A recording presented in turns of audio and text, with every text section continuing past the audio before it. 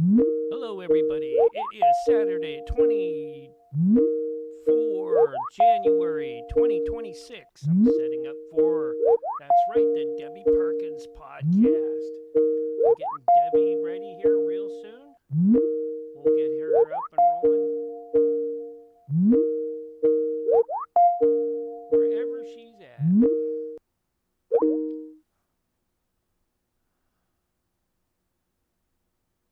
Hold on, let me try to get her again.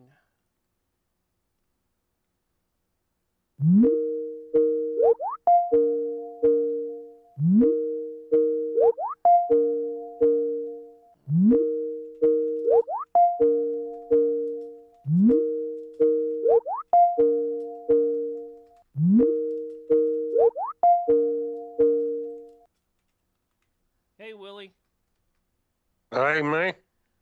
I'm trying to get Debbie, but I don't know what's going on. She's not picking up. Doing a pre-show, trying to get everybody and everything together, you know? How's your day going? Going good, man. So I'm not supposed to come in till 7, right? Right, right. But that's Okay. okay. You sound really good, though. Okay. 5x5. All right, man. All right. You gonna get a hold of me at around 7, or call me, or how does that Yeah, work? I'll add you back into the call and I'll call you back up then. All right. All right. Sound like a plan, buddy. Thank you. All right. Sounds good. All right. That.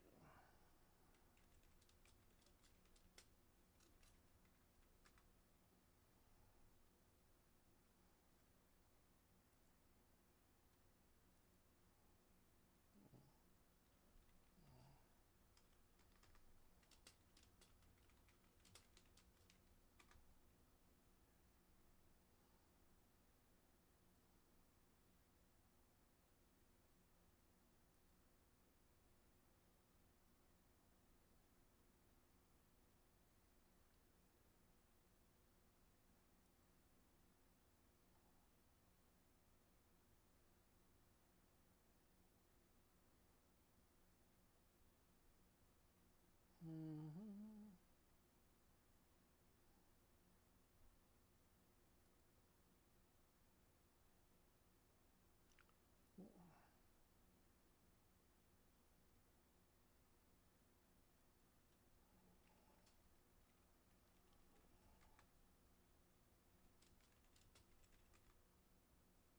It's weird.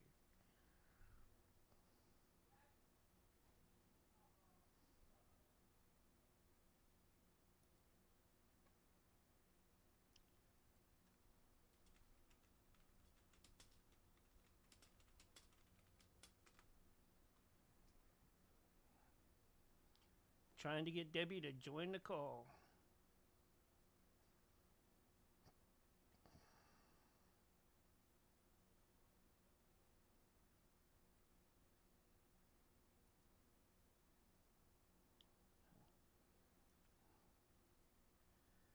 Well, it is her first time back for the year, so I'm sure there's going to be glitches.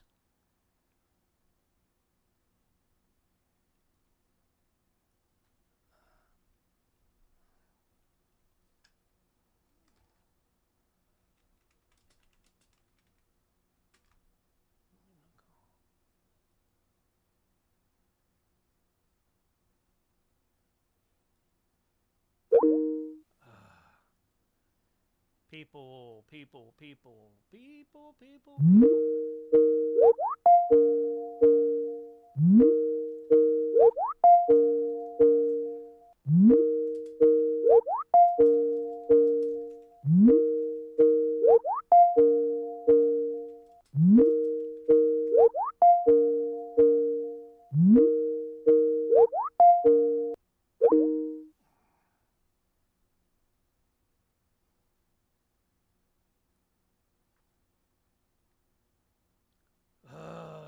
Boy, oh boy, oh boy.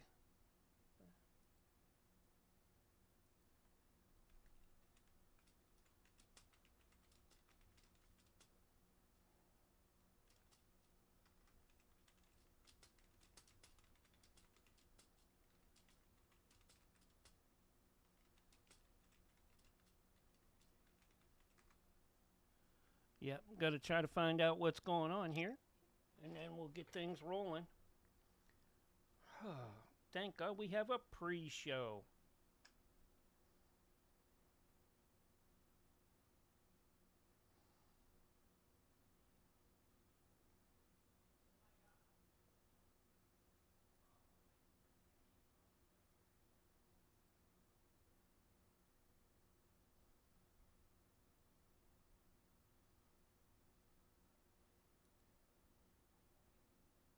Where are you at, Debbie?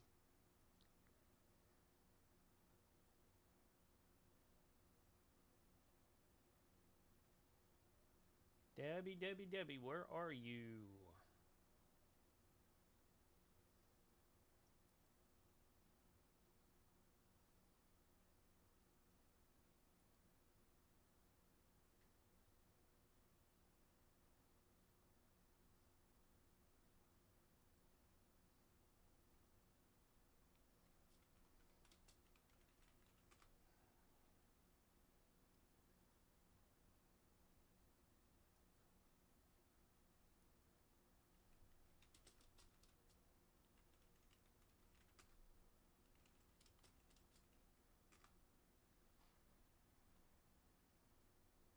Ay, ay, ay, ay, ay.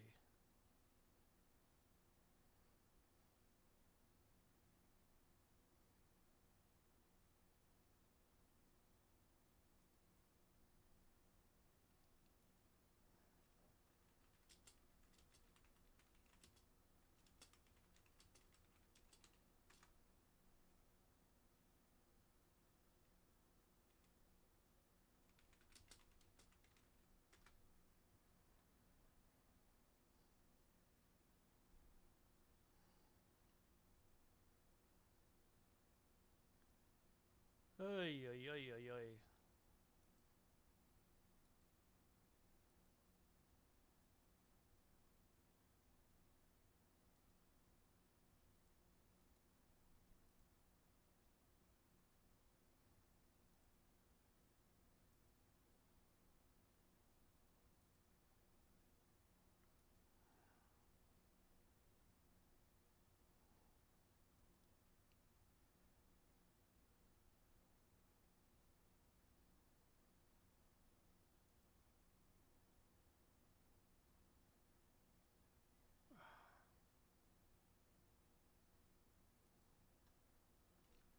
Ay, ay, ay, ay, ay. Come on, folks.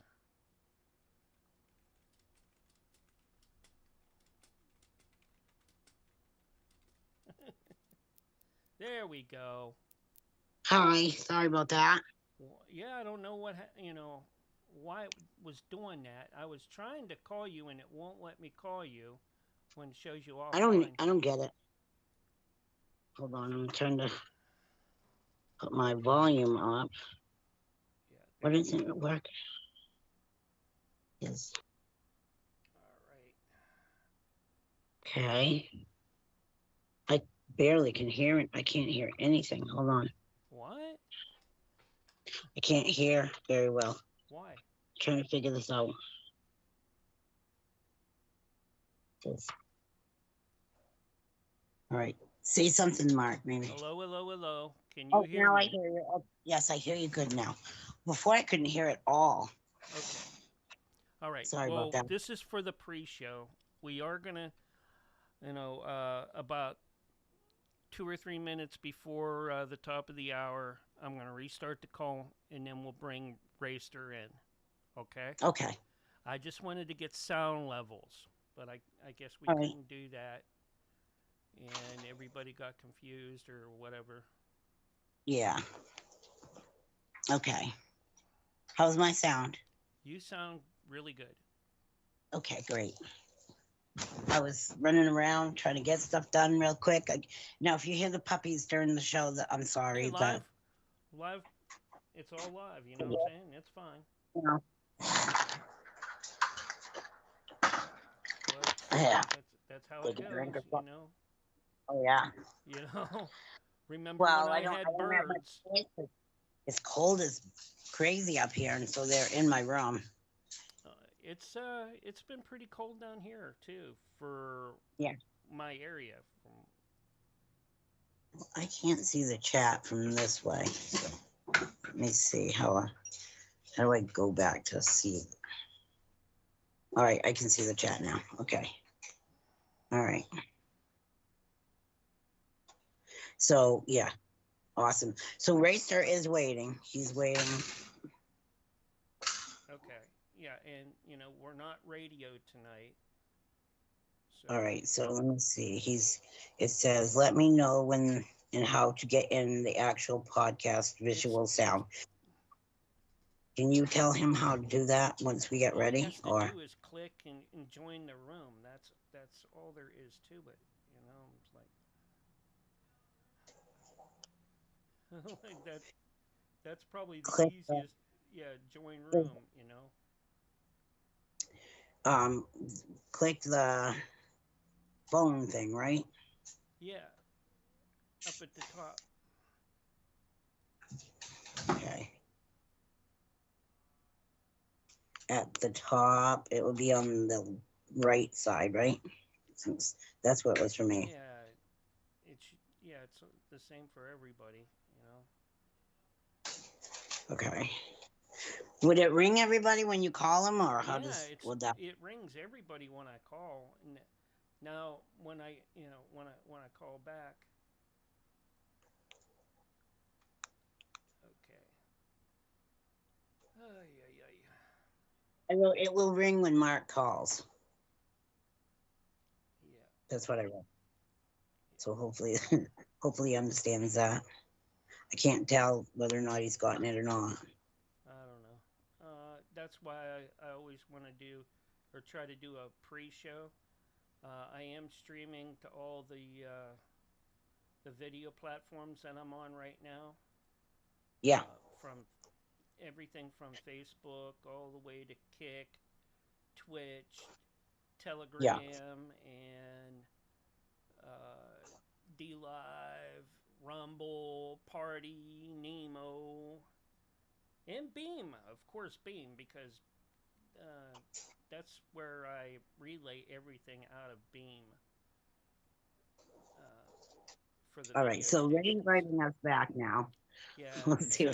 So he can join this right now, to test his sound and all that, and then when we come back, it will be the same.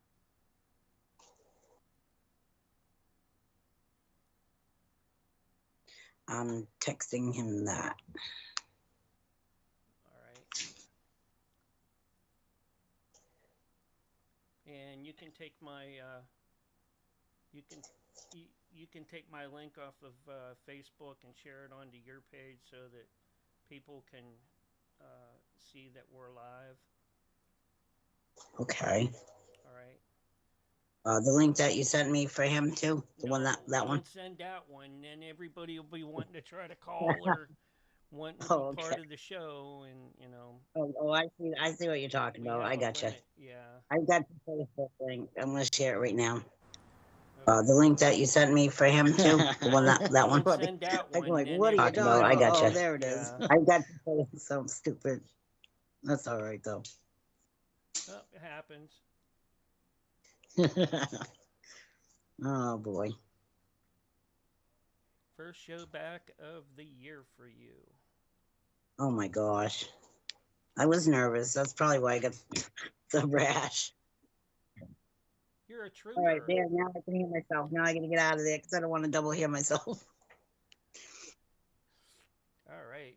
Cecilia Adams in the Kick Chat. Thunder Strauss, Jissix, and we have F12 Ghost over in the Kick Chat. Appreciate each and every one of you. Celia, so it looks like figuring it out, Mark. Go ahead and start taking and giving shout outs for folks, please, while I still get things set up over here. Who's giving shout outs? Me? No, Cecilia Adams, one of my mods. Oh, okay. All right.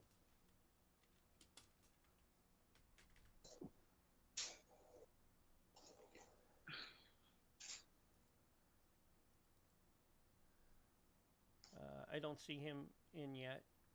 No, he said, do I choose video call? Correct. If he wants to do video, he can. I mean, that's up to him.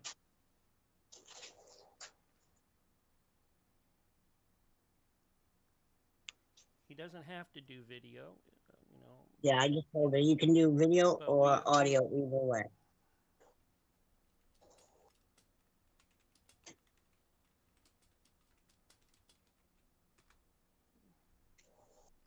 Yeah, there we go.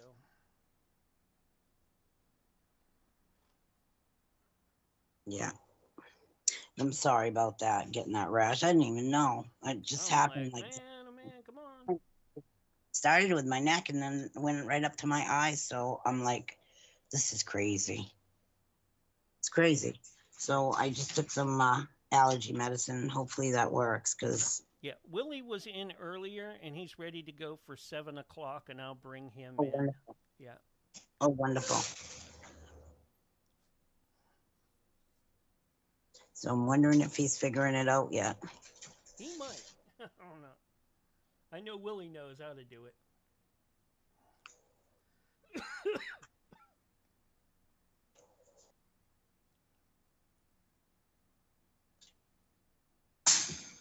Okay, I just asked him if he figured it out. So we'll see. He's on here. I know that. Yeah, all he has But to do is... I mean, when we hang up, it will call him. So.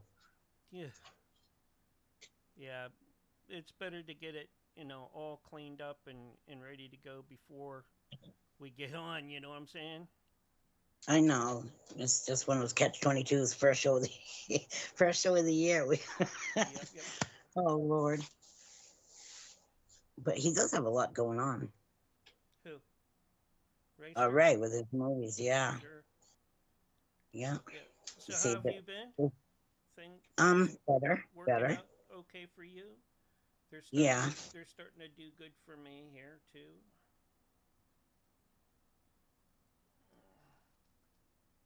So the other lady's name is Judy Carman. So she'll probably join us.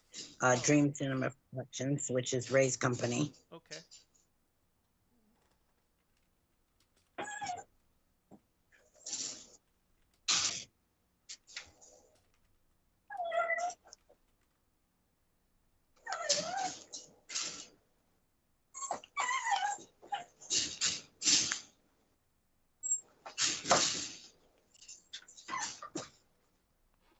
Yep.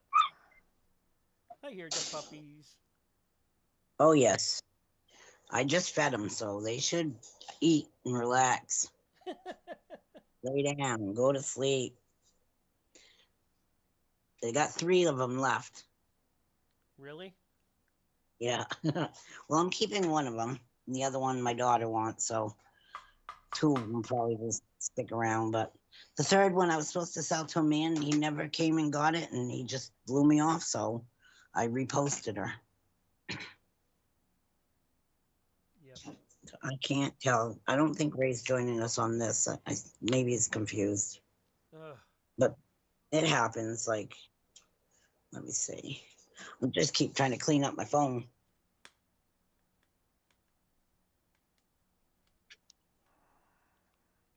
I hate it when people try to talk with me knowing I'm on the show. Yeah, I have a couple that do that. Not often. I have to tell them, I can't talk. I can't talk. Yep. You guys be good. Hey, naughty. Naughty dudes. You should put the dog cam on. Put the camera on the dogs. Oh, yeah? Yeah. Brats. Put the camera on the puppies. We don't have a lot of light in here right now. Maybe on a different day. Show everybody the puppies. Yeah, everybody wants to see puppies, Come on now. Naughty puppies.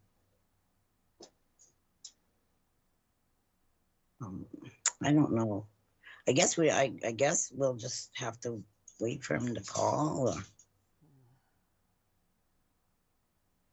Yeah, you know, oh well. We'll just wait when we call, I guess. I can call. I can try calling him. Okay. On here. All right. Then you can explain that. We'll call right back and stuff.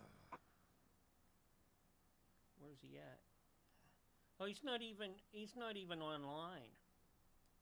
He's in the group though. So I'll try.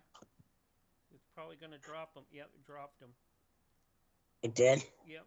So, because if you don't show online, you're I can't call. Did call him. Mark. Yeah, I tried bringing him in. How to do that?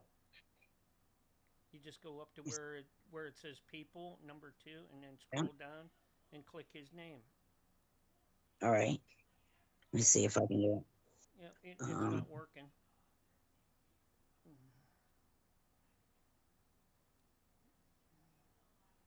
It says view profile when I click on his name.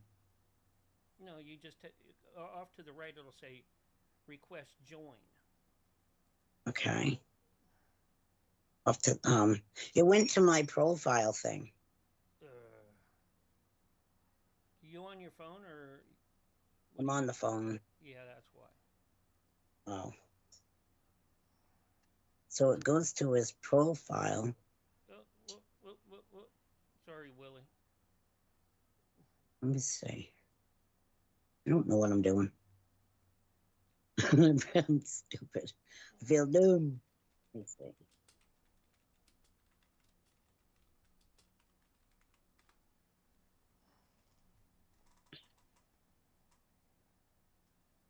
So it just goes to his profile. Don't say join though. He won't. Yeah, you can't get him in if he's not. You got to tell him he has to show active or live. Okay. He can't be like. It shows that he's okay. No, yeah, it's like he's hiding. He's on. All right.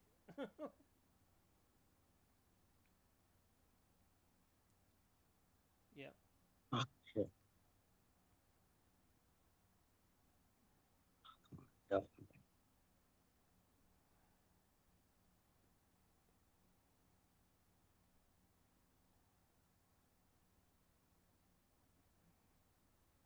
I get maybe when you said wait for my call, he's thinking that I'm gonna call him individually or call his phone. I'm like, that's. He says he's in there. Huh? He says he's in there. He's not showing up, and and I can't. It's hanging up because he's not live.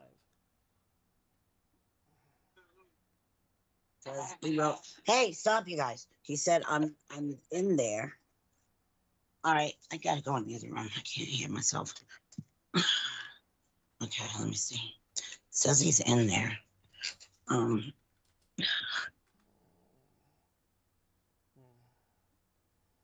I know it's crazy. Let me see. Go back to. Wait a minute. I just saw his. Oh, I can see what you wrote to Willie. Go back. Back to this. Okay. Oh, let me click on his picture and click on his picture, and it gives me a. You don't click on the picture. You just highlight his name and his request to join. Shh. All right. Highlight his name from the top. You said. You. I'm trying to figure it out, Mark. All right. Let me see. No, just wants me to view the profile.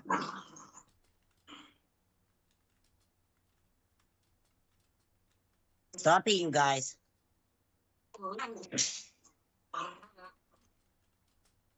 Well, kids giving me the option to join the conversation, but all right, he wants to know where. Here. I I said got here. Okay, I can't do it in here. I stop. All right, let me see. You might be confused. Because my end doesn't show a phone, but I'm already on with you, so I'm trying to think where I find that. Oh, the bars, the 3 bars, the bars.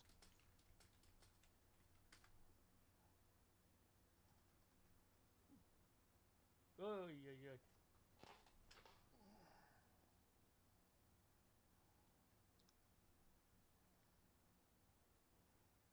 Anyways, we got about a couple more minutes here before I have to hang up, and then I'm gonna call you all back. All right, well, I don't know if he doesn't join. What do you want to do? um,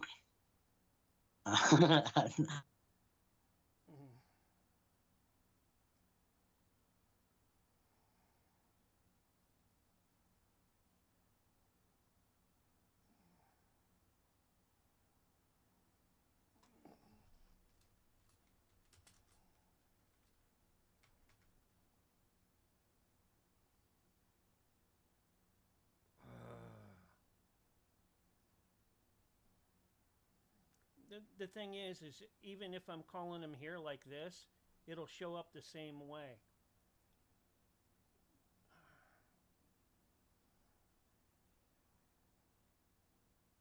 Where'd he go? Oh, right there. All right, nope, he left.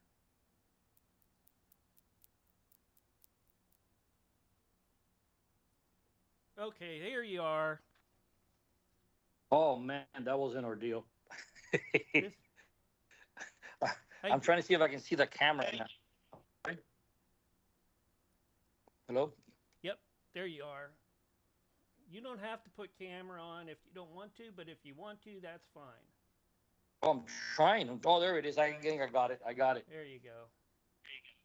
Yeah, I didn't realize I had to join the team app before you can do all this and then figure out how to allow it.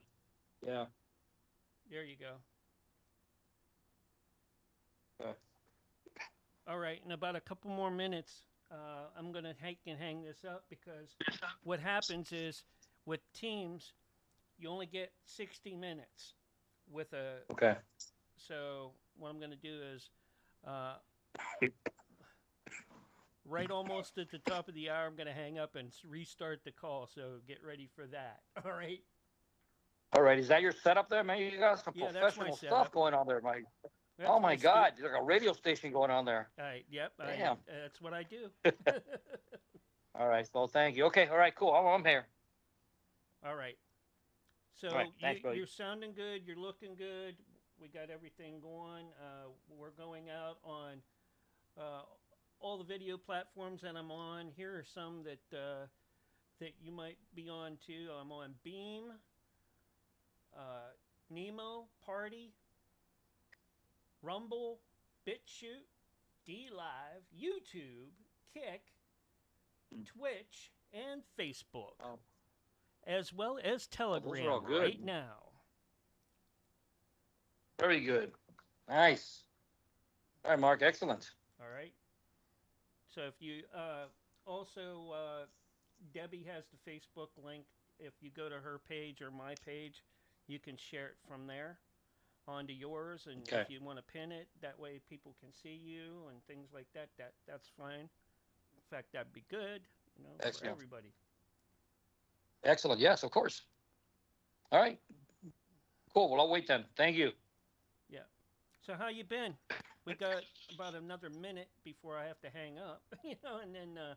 I'm busy. I got a lot of things going on. I mean, I got 2 movies lined up. I got this TV show. I got the web series. I mean, I got my music. I got a lot of stuff. Yeah. I'm in the Oscars team. I got to deal with all that. It's just a lot of stuff.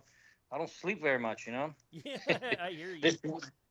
Yeah, this web series has got us really busy because we got this thing lined up, and I mean, it's we got a lot of people, locations to shoot, and it's a it's a mob series, it's a serial comedy mob story. Uh-huh. You know, it's a lot going on with it. You know, Yep. Sounds good. so I'm going to hang up yeah, now, all right? And then I'm okay, going okay, to look for us right here in this room, all right?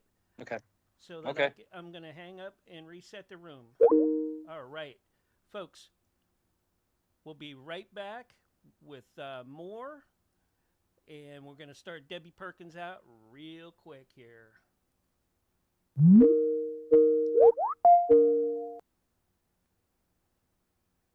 There you are.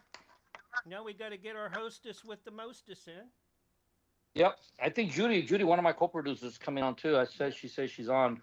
Yeah, she wants to come You in. don't see her? Bring her in too, so Yeah. we can do a real quick check. And let me try to get Debbie.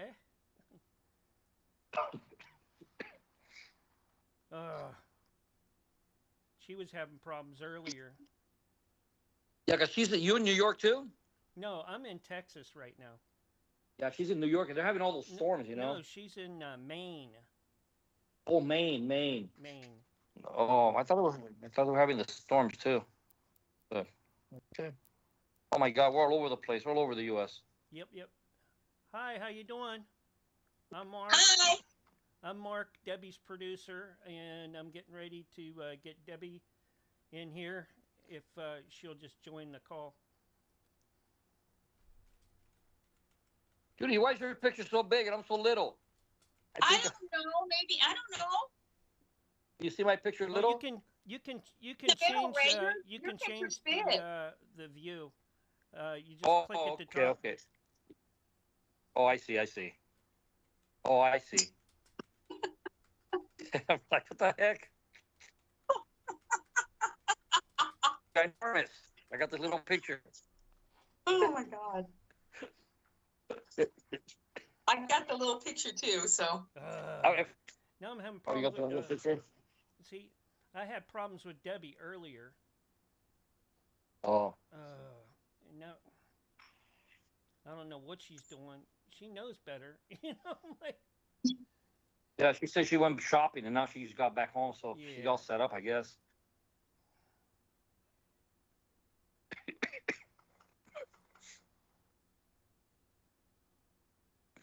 I was trying to get Michael on this, but he's having barbecue, so he's gonna come forever. And then Frankie, I don't know where he's at. I sent him the thing. Okay. Oh, Well, we're here. that's okay.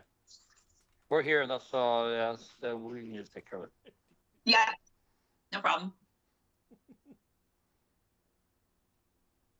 yeah, hold on here. Let me. All right, she's waiting for me. Sure. I don't know what she's doing. I don't think she knows either. She sent me the thing. She should be on there. I know. I mean, she's right here, but Yeah. you know, Okay. she's running behind, and we're gonna lose.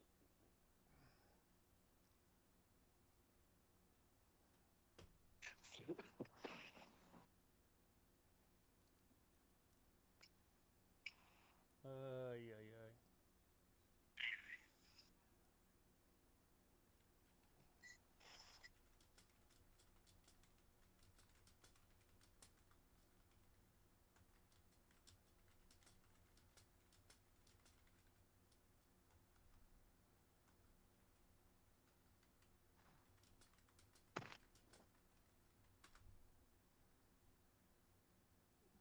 I know what happened.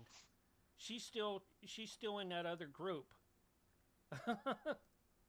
Oh. Oh man. Yeah, and if she doesn't hang up, I can't call her. I'm like, come on, Deb. I can text her, but I don't want to get out of here. I Yeah, I might get just lost texted getting her. back in. I just texted her.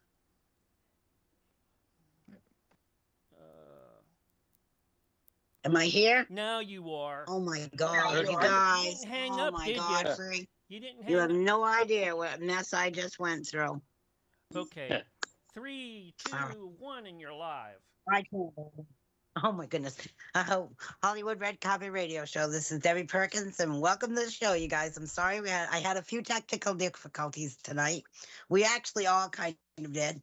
And I'd like to welcome Rayster Michaels, an awesome person, a great guy. He is a director and a actor and of Dream Cinema Productions, and Judy Carmen, who works with Rayster Michaels, and we'll get more into that. I'm sorry about that, you guys, with all this craziness. I'm Debbie Perkins. I'm your host, and I completely went sideways with everything tonight. So I've got to get out of this room because I have puppies that can't be quiet tonight. So I'm going to go in another room. But anyways, I would like to welcome you to the show. Rayster, how have you been? I'm good. I'm good. Really busy. Just working on stuff. Thank you for having me here, Debbie and Mark. You look amazing. And I've seen some of the wonderful things you've been doing, and you've been very busy. Yeah, we're kind of busy. We got a lot of stuff happening right now. Yeah. That's amazing. And you've been on the red carpet a lot. All last year, you were very, very busy. Yeah. I get up to all these red carpets. I mean, all film stuff and television. I got the Oscars. The Oscars coming up now. The Samira Network thing is a big old red carpet that I'm part of. So we're going to Oh be my there. God. You know, they give us awards. They show our trailer. I mean, they'll get big stars there. It gets really packed. Yeah, that one's Wow. something. That one's a big one. Now, do you get nervous when you do those kinds of things? Because I would be Oh, no, I like, don't get what do nervous. you It's all wear? And work. then, Yeah. Huh? oh, I imagine. Now, Judy, welcome to the show. Thank you very much for having us. It's awesome. Now, explain to us who you are and what you do. I know you work with Ray, but I don't know a lot about. Yeah, I've worked with Ray for quite a few years now. I'm his co-producer for Dream Cinema. So anything Ray needs, we work as a team. And that's part of what Dream Cinema does. We work as a team together to get things going. So that's kind of what I do. I'm also an actress, but I work on the business side with Ray also and putting the productions together. Wow, that's amazing. Well, welcome to the show. I really Thank appreciate you. you coming on.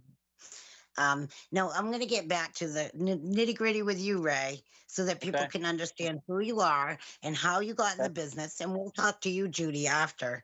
But Ray, Okay. tell us your humble beginnings. How did you find yourself in the entertainment industry? Oh, wow. Well, I mean, I've always been involved in this. I have I have from a family of theatrical people involved in films, television, studios, and all that. And then a family of part of my family are lawyers. So I was raised in all this. And then as I was a kid, I was in a lot of things, a lot of stage plays, and even as a teenager. And I mean, now I've done over 90 plays in my life. So I started on stage as an actor. Then I started moving into television, and then after television and cinema. So I mean, stage, television, and film, and I still do everything. But I mean, I moved a lot into television, so and film. And so we have a lot of we got a lot of movies out there that we've done. You know, we got Mansion of Blood, Everyday Miracles, Unknowns, The Extra coming out. We just did a film called Night Mistress, which is out on Amazon Prime, on Tubi, Fossum, and a bunch of other things that is out right now. And then we're preparing our next web series, LA Mob Story, and then some movies after that we're dealing with that we're getting set up, like LA Lost Rum, The Hunting Begins, and Time Scouts. So I mean, we're Wow. really busy with a lot of stuff going on. We're You focusing on are the really web series busy. right now because we're focusing on the web series because that's a big one, and where it's happening right now. We're doing all the locations and pre-shoots and getting everything together. We got a bunch of shots already, but it's a serial comedy that we're going to put on YouTube and Instagram. And then after a little bit, once it's rolling, we're gonna move it out to a bigger networks. You know, That's amazing. try to go. Yeah, because I got my associates and HBO Max and all that, so we're gonna try to move it to that. So That's yeah, awesome. so we're I really love busy that. right now with yeah, it's a lot of It's work. incredible. It's since I first met you, you just grew so much, so fast, and you're so well accepted, and everybody Oh, loves you. They yeah. love you It hasn't everywhere been, it you hasn't go. been, it hasn't been easy.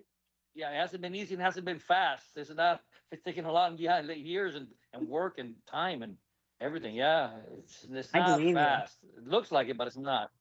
Yeah, It looks like it from my yeah. end, So but I'm sure on yeah, your from end your end, it's yeah, nothing but tedious work. yeah, The hard stuff, you have to do all that everything. before you can even attempt to put a movie together. Yeah, no, that you need a lot of knowledge. Put a movie together is a lot. It's really, you got to have a lot of knowledge, a lot of experience, a lot of tenacity, persistence, and a lot of. I say you got to have three things, right? You got to have the heart of a lion, because you have to have courage, the courage of a lion, the heart of an angel, and the skin of a rhino, to put up with everything that you get hit with, everything that happens, and to make it go through and not get stumped or stopped by things that get Right. in your way, because you have investors and you have people that put money into these things, and they want these things to succeed, and you can't drop the ball. So it's a lot of pressure. It's not an easy job. Absolutely. Yeah. So, see, I'm an actor, but I'm a producer. I'm the president of the film company, so all the responsibility and all the everything falls on me. So if it's successful, oh yeah, great, great. And if we have a problem, everybody points the finger at you. So you gotta, yeah, it's it's Right. it's it's, it's nerve wracking. It's nerve wracking, I but it's agree fun. with We you. do it. You know. You know what? But you polish up well. You can't even tell that it stressed you out at all. It's awesome. I love that. Now, Judy, where did you Yeah. grow up, and how did you get into the entertainment industry? Well, I'm originally from San Diego, second generation, back from the late 1800s. My whole family was there. When I met Ray, it was kind of interesting because I met him in Hollywood at a Toys for Tots event, which kind of fits into everything, being that it was a charitable type of event that I met him at. I'm part of another organization called the World Networks, and I'm an honorary person on that particular group, and their networking group. And I met Ray. And so I had a meeting with him, and I kind of come from the corporate business world, and you kind of move your skill sets over. And I sat down with him, gave my resume, I'm an actress, so on. And then I said, by the way, I can do these other things. And I just shoved him a piece of paper. And so I didn't go to work for him for about a year and a half, but I just said, well, if you need some help or something, give me a call. And how I kind of started, he was out of town. I think it was Comic-Con, Ray. And I was at an event, and we had our name on the at that event. And you say, can you just talk about the things we're working on? And I said, oh, sure. And so I went ahead and did it. And I remember him coming back and saying, you can do this. I said, well, yeah, just let me know what you need. And we've been working ever since. And it is a lot of work, and it's the business side. And I know everybody is really excited to say, when are we going to start filming? And but there's so much work to be done before you ever even get to that point of bringing everybody together for filming. And I was part of Night Mistress. I co-produced that with Ray, that he mentioned that we have out there. So this is kind of a second round of my life, because I think you can do anything you set your mind to. And so I've been learning from Ray like there's no tomorrow. And you really have to like go through the motions and see what actually goes on and see it in person. It's not something you can explain to somebody. You have to be able to see it and what's required. And yes, there's no such thing as any hours you're not available when you're doing a movie, because if something goes haywire, it could be that 2:00 call. So we've been working together on our new projects right now, and I'm really excited because honestly, the web series we're doing was actually a creation of Ray. And he created this. If we were doing something else, so he created, let's do it this way. Let's start looking at this. And I look at it now and I'm like, it's really our creation. We took it back, and we're really proud to have it for Dream Cinema. And I'm proud of Ray, because I'm like, we wouldn't have done that. You're the one that brought up these ideas. So his creativity and his years, and yes, he's very well respected. Everybody knows him, that's for sure. But it's kind of right now, I think we're taking back things because the industry has changed so much and is kind of a little bit of a turmoil. And so we're really doing, I really believe we're doing what Ray always set out to do, and we're doing the opportunity right now. So I'm really looking forward to 2026. I love that. You're so supportive. You're just, and you sound like such an amazing lady. Like you know what Thank you're you. doing. You really do. And Ray, you got a good girl right here. She's amazing. You work hard together. Now, tell us a little bit about the movies that you've been producing, that you've already produced. We'll talk about the ones that you already have out there. The ones I got to roll out right now. I mean, I got a movie called Mansion of Blood with Gary Busey and Robert Picardo. Oh, It's out on wow. Hulu. Uh, Hulu. It wasn't Netflix. I think it's on Hulu and all these other platforms. And then we have Everyday Miracles. That's on Netflix. And then we have Night Mistress right now, which is on Amazon Prime. That's the last one we did. Amazon Prime. Fossum. On and what is it? Hulu too, Judy? It's Yes. it's on, it's on a bunch of other things. And then yeah, I mean, and then the extras coming out. That's another one we did with Tyrone Power Jr. and John Saxon that died. That's the last movie he did. But we have some issues with the writing and the director. So that's all done. That's going to come out soon. So now That's awesome. we're just focusing on this on LA Mob Tales. I got a ton of people that work with us. Frankie Roman and Mike Quiroga, the lawyer, and all these Marie Human, the co-producer. We've got a ton of people. This is that they're all doing their thing Wow. right now. Now, And then that's going to be a mob movie. it's the mob movie, yeah, but it's a serial. It started as a serial. There was a serial comedy, so it's going to be Wow. a lot of just mobsters, and then all the fumbles things they have happening, and how they have make mistakes and things don't get done, and they're going to do a heist and they never get to the heist because they start arguing about Santa Claus and stuff like that, and they get drunk and then they fight with each other. I mean, things like So that. it's So going it's to a be comedy. comical. That's Yeah, awesome. yeah. It's kind of it's Comedy, just a murder, intrigue, everything. Yeah, it'll be and serious, illegal everything, and then activity. yeah, and then they all have dark sides. They have these quirks. You know, Oh, yeah. so So the it's going to characters be each people are going to attach it. independently will have their own, like, their own character. That's a Oh yeah. stronghold in the show. Yeah, they have their own characters, and then they all have their characters, and then you're gonna see their dark side, their word, their when they're alone, their weirdness, and so that's funny because then they act like all these monsters. When they're alone, they got all these weird sight things, and then people are gonna get attached to that because then a lot of people are gonna be able to relate to the stories because and because they're human, it's gonna Right.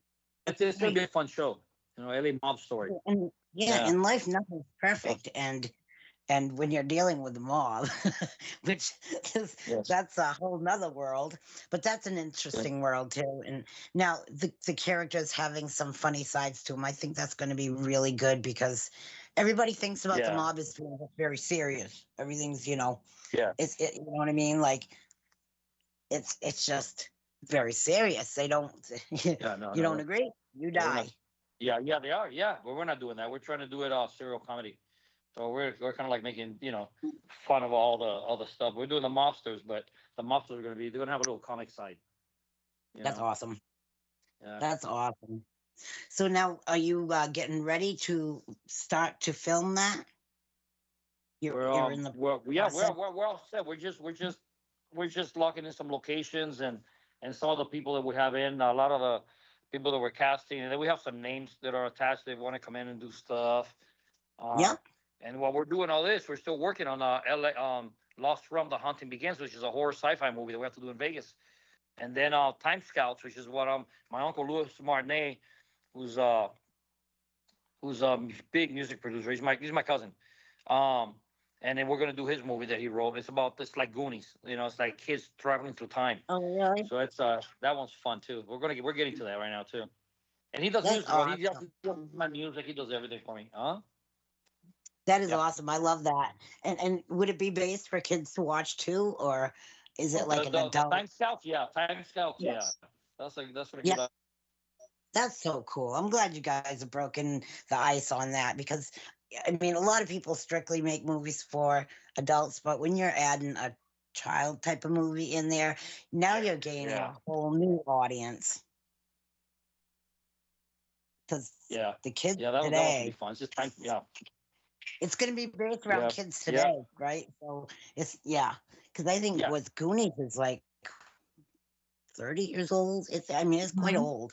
So a new Yeah. movie based on mystery and intrigue, something for people to go like, what's going to happen next? You know Yes. what? He was the creator of Goonies, one of the producer and the director. He passed away, but he's my friend. We had a bunch of movies lined up, you know, that we were going to do, but he died, so we can't continue with that. We're gonna do like so. I'm glad I'm doing this time scouts with my cousin. Mhm. So That sounds great. Louis Martinet, yeah.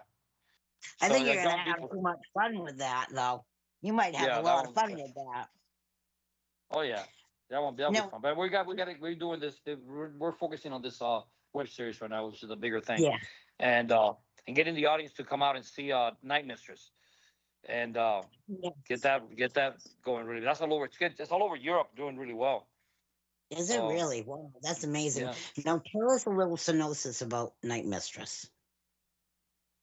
Well, that's about a girl that has a she. There was this girl who had her boyfriend was like a film producer or something in Hollywood, and then he got involved with some bad people and they ended up killing him. So she was all distraught and she didn't know what to do. So she starts looking at comic books, and then she starts getting her strength from the comic books and starts becoming the comic book characters, bringing them to life. So it's like kind of a vigilante comic book superhero girl, you see, and then yeah, she starts killing off the bad guys as she becomes the characters. Oh, wow. So that's yeah, Awesome. right, Judy. Yes. That's it, right? Yes, that's it. Now, Yeah. now, did you act in any of these films? Oh I yeah, know I that act. you're I'm an going to actor. do this web Yeah, of series, course. right? I act in all this stuff. I'm an actor. Yeah. I mean, Oh, that's awesome. I've always been an actor. I started doing this producing and directing thing, and started my company years ago because I got tired of me doing all the work and people taking all my money. So so I just ended up, and I ended up being the producer, the open of the film company, I hired directors, and then but I help them direct the things. I got certain things that I want, Right. So I'm an actor in it, and the producer, and I help co-direct the stuff. Right now for like Time Scouts, not Time Scouts maybe, but for Lost Realm, I got Darren Warren, who she's a director for TriStar Pictures, and then Christopher Atkins. I'm gonna have him co-direct. You ever heard of Christopher Atkins? He was in the Blue Lagoon with Brooke Shields. I do know him, yes. Blonde Yeah, guy. he's my friend. He's a director. He's an actor. He's a director. He's really good. He's a really good director. So I'm bringing him on, and him and Darren Warren are going to direct Lost Realm. And then I'm Wow. going to be there, also be right in their ear, telling them, "Hey, no, I want this, I want that." So That's awesome. Well, you got a yeah, dream and you got an idea of how you want things done, and that makes perfect sense. You have to help them in order to make it yeah, more like what your vision is, then because everybody has their own vision, but you want it yep, to be in your vision because that's the way the story has been told. yes, yeah. So Yeah, what you put it have to help on a people. certain lineup, yeah. Yep. And then yeah. So I mean, so we all so it's just all everybody brings their artistical ideas and create art. We move through this world and as living entities, spirits, and what do you contribute to humanity? You contribute your idea of art, whether it's music or films or television or art or anything. That's how you express and communicate with each other, right? So it's art's very Like, important, and films are very important, and music's very important. So but I've been like this since I was a kid. I've thought of this. That's how I got involved in all this since I was a child. I started growing up, doing acting and plays and things like that. And here and we you're are. doing it, and you're doing it, Yeah. and you're doing it every Yeah. day until you Every day. die. Oh Every day, yeah. every night, till I die. So Yeah. I drop dead like a rock. You'll be 80 Yeah. years old one day, Ray, and you'll be still making movies. Yeah. We No, You know what Judy, you with do? you, You make the passion, but when you really think about it, you're putting a footprint out to the world. I mean, yes, that's a major thing, because what we have left in our, living here is what footprints do we put out to the world, and cinema does that. And when you really stop and think how many people you affect by the movies you make, and it's kind of, it gets away from, I shouldn't say the ego part of it, but it's like, I feel like I'm involved in something that's affecting the whole entire world. And that's a big thing. And people love movies, and people live in movies. And that's the one thing even with our web series we're doing right now, because people fall in love with characters. And that's what we're working on for this, because that has always been, people want to see, there's people that they want to sit there and focus on. And that's a huge thing, because in that, people want to watch movies to go on an adventure, and they want to be a part of the adventure. And that's the type of movies that Ray gravitates to, and put something out there. So it's very interesting. And honestly, him and I meeting, I always said that was some kind of divine something, but it's interesting because we come from different perspectives, but together, we really try to pull everybody together, because really Ray is a win-win for everybody. And it's not just about him. It's a win-win for anybody that's involved in his movies, working with him, because we all kind of need each other. And that's a huge thing now, because right now people are not as close as they used to be. And hopefully some of this will, bring some light back to their individual lives. And that's how I see the stuff that we're working on right now. And we're working on stuff that we want to work on and put it out there for the world to see. And I know the world will wait for it.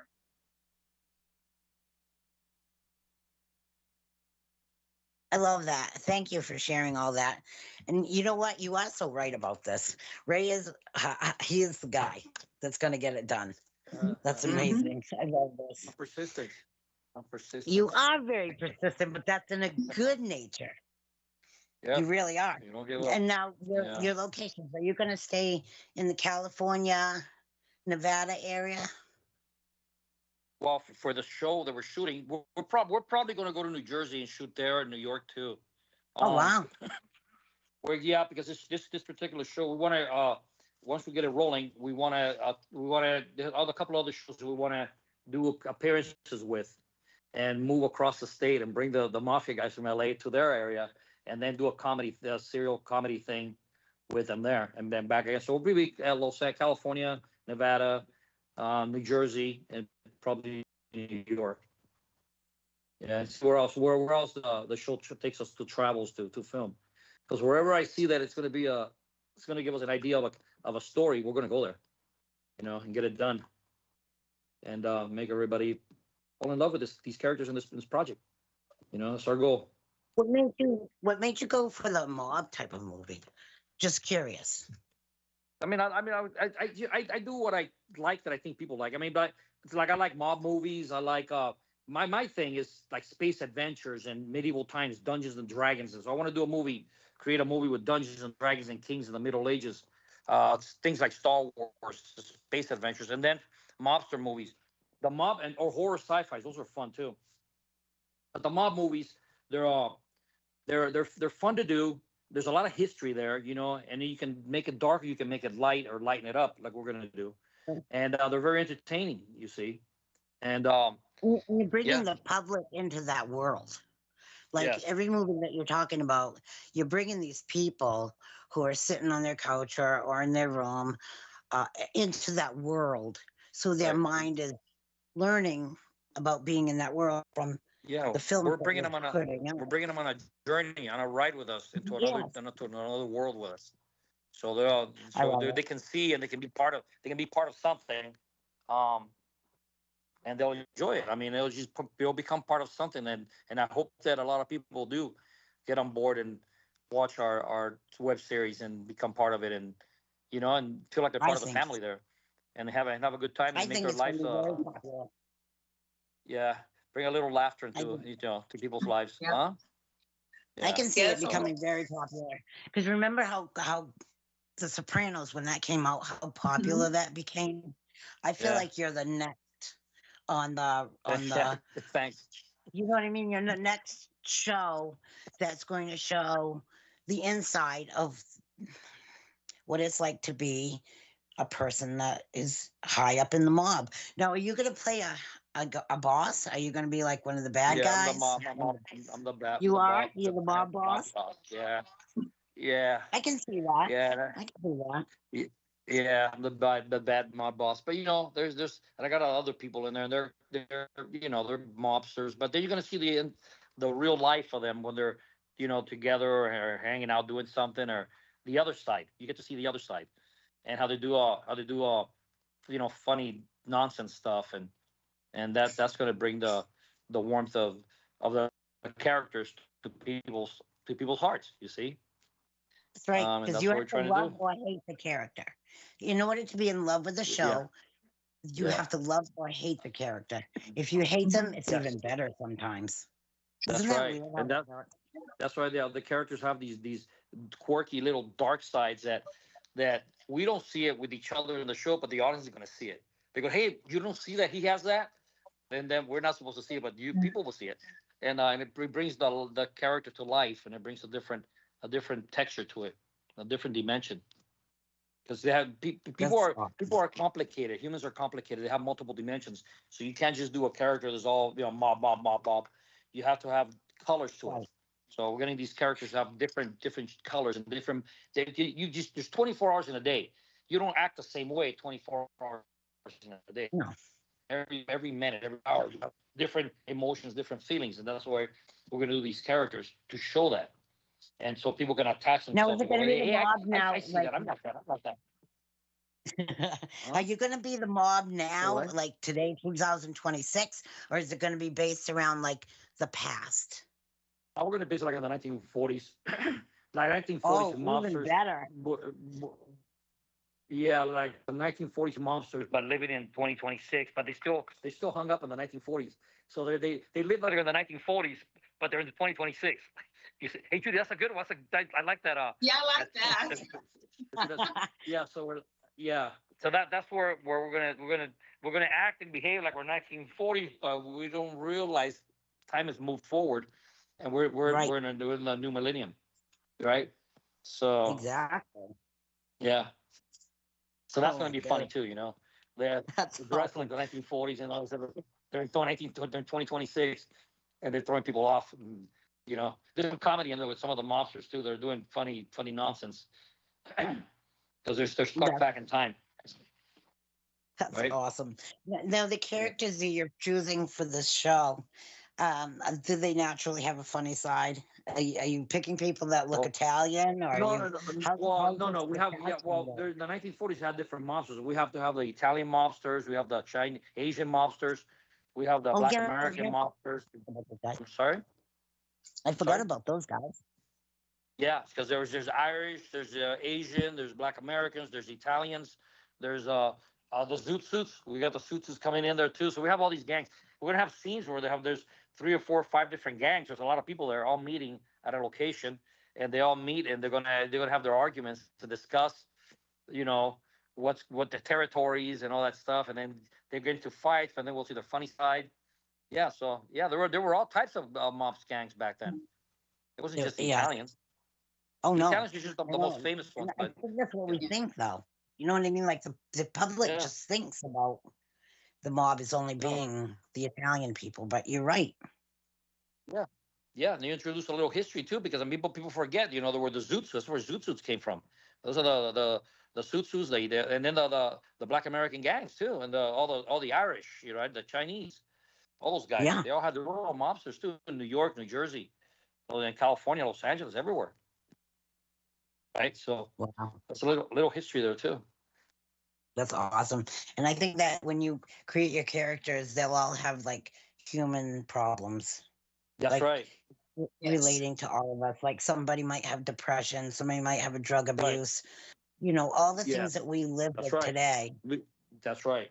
Because look, it's comedy comes from pain, and when people that are good comedians or say good comedy stuff, they're really coming from a painful side of their life, and they're just making you laugh, but they're inside they're struggling. But that's what makes them good comedians, you know, because they're human. It's the human side. So we're going to try to show that. Um, it'll bring a different life to the characters, and I that's I think that's mean, wonderful. right. Now, So we put Judy, a are lot you going to be in this movie? Are you going to be in this web series? Yes, I am. You are. Am I allowed to say what I am, Ray? Yeah, you can tell them. I'll give my Okay. character. I'm a corrupt judge. You are. Oh my gosh, that's A awesome. corrupt judge. But tell them what And your like side he chick, said, I what your won't side say problem what it is. is, but I have issues too. Yeah. Oh, that's great. That's awesome. So even your character is going to have a lot going on. Absolutely. Well, a corrupt judge. Ooh. So you're working for Ray. Yes. Well, she's Ooh. working against us. We just got to try to buy her Yeah. out, and then but she has her, Yeah. Oh, dark that's side. what it is. That's Yeah, and then we awesome. because I have I'm the playing monster both guys. sides.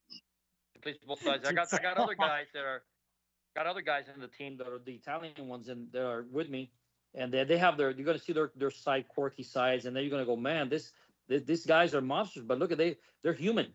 They have their Yeah. side where nobody sees, and some of it is funny, some of it is sad.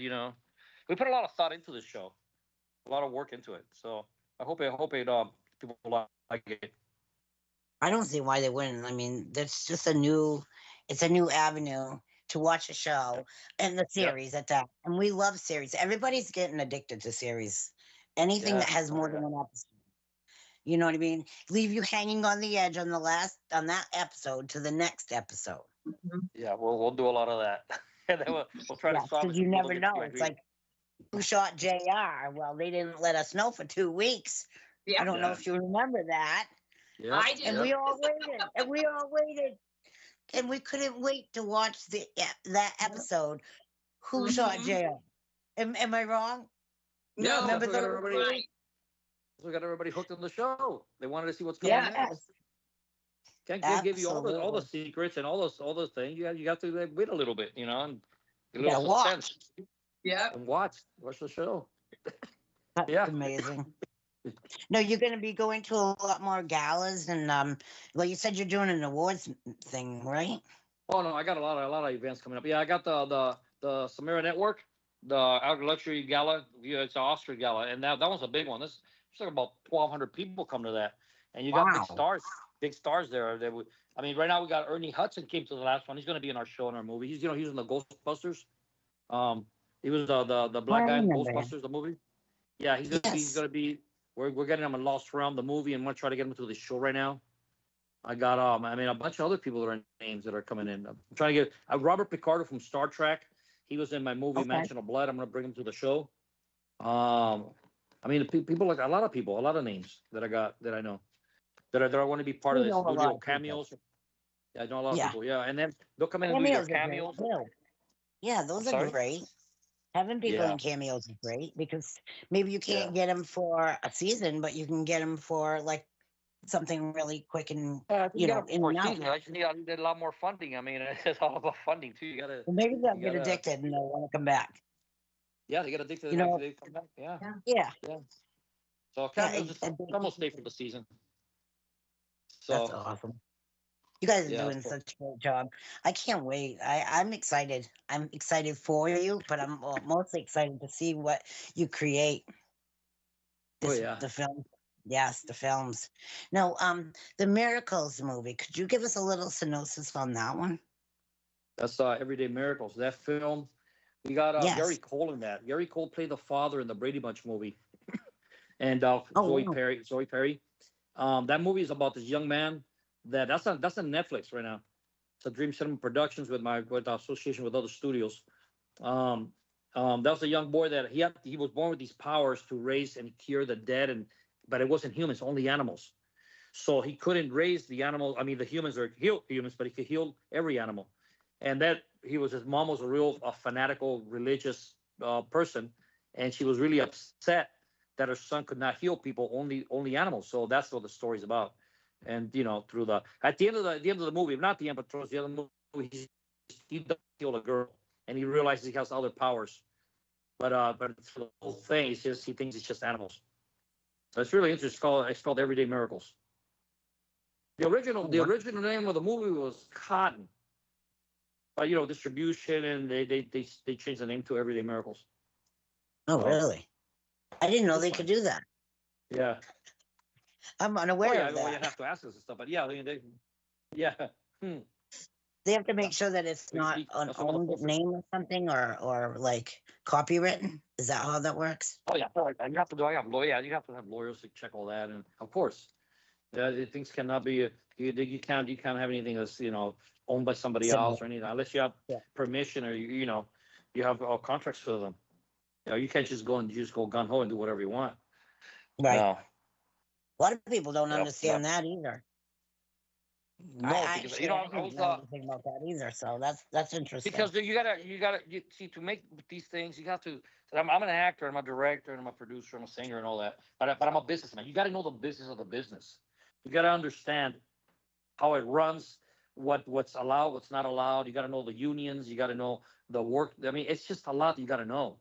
Not only the art side, but the business side and the creativity, but the work side of how things. You got to have lawyers. I mean, like, I got my team of lawyers and that look at all the legal stuff, the contracts. You have to have legality and the creativity. It's complicated. It's a lot of work because you got to know so much.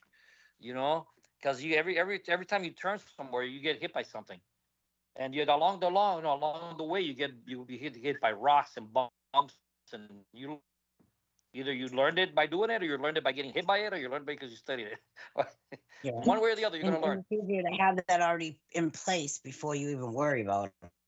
Oh yeah. I So make you got sure the shield everything's. up before you get hit Oh, by we got a lot of anything else. shields. We got to make sure 99% of the problems are taken care of before we even start, because we want to have a successful run and a successful show, and not have to deal with nonsense that'll stop our process, right? Because that costs everybody a lot of money, a lot of time, a lot of frustration, and we don't want that. We try to avoid all that. I try to keep all my investors happy and all the people involved successfully, grow and develop and make something good and move on to the next and keep on I going. look forward to seeing Judy as a crooked judge. I The can't crooked wait. judge. I really can't wait. I mean, I'm And looking at you, Judy, and I'm like, she's gonna make such a great crooked judge. Thank you. That's such a stretch. Now, are you going to go into individual lives with your characters? So, like, you're talking, more like the business part, but then their home life. Yeah, maybe I think we're gonna do something a little bit like that. Like I got one of the characters, Mike Quiroga. He's the lawyer. He's actually a lawyer, the lawyer, and he's gonna play Big Al. But he has this dark side where he's a mobster, but he collects fingers. When he has the dead bodies, he collects the fingers in his dark side, and you're going, what's this guy has a box of fingers? What's wrong with this dude? So Oh, he's good. kind of this psycho mobster, and he collects damn fingers. I mean, and then we're gonna get into his life like that, right? Into his story. And like you have like Miss Judy here, and she's a judge, but she's got a psychotic side. So we have Oh, a no. scene. I hate to spoil this, but we have a scene where we go in and we catch her all neurotic in her office, and we ask her what she's doing, and she's Ooh. looking for marbles. So well, what are you looking at? She has her marbles because she her thoughts and her ideas and her marbles. Oh, I So she can't has to have wait. her damn marbles, but she can't be a judge, right? Oh, So no, that's hilarious.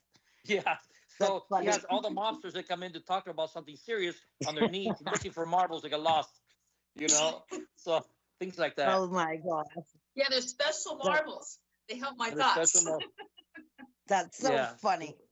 Yeah. So, So that's pretty Judy's going to pretty have a funny, little right? bit of a mental issue, Just a Yeah, mental issue with exactly. these damn marbles. a little one. And all But these maybe characters have that's their what makes you corruptible. yeah. And we have a Right. district attorney. We have a district attorney that has her psych thing like that with her problems, and we have other mobsters that have their own problems. You know. Yeah. So all the characters have No, a you're going little to be one little of the big dark side. bosses. Are you going to have any problems?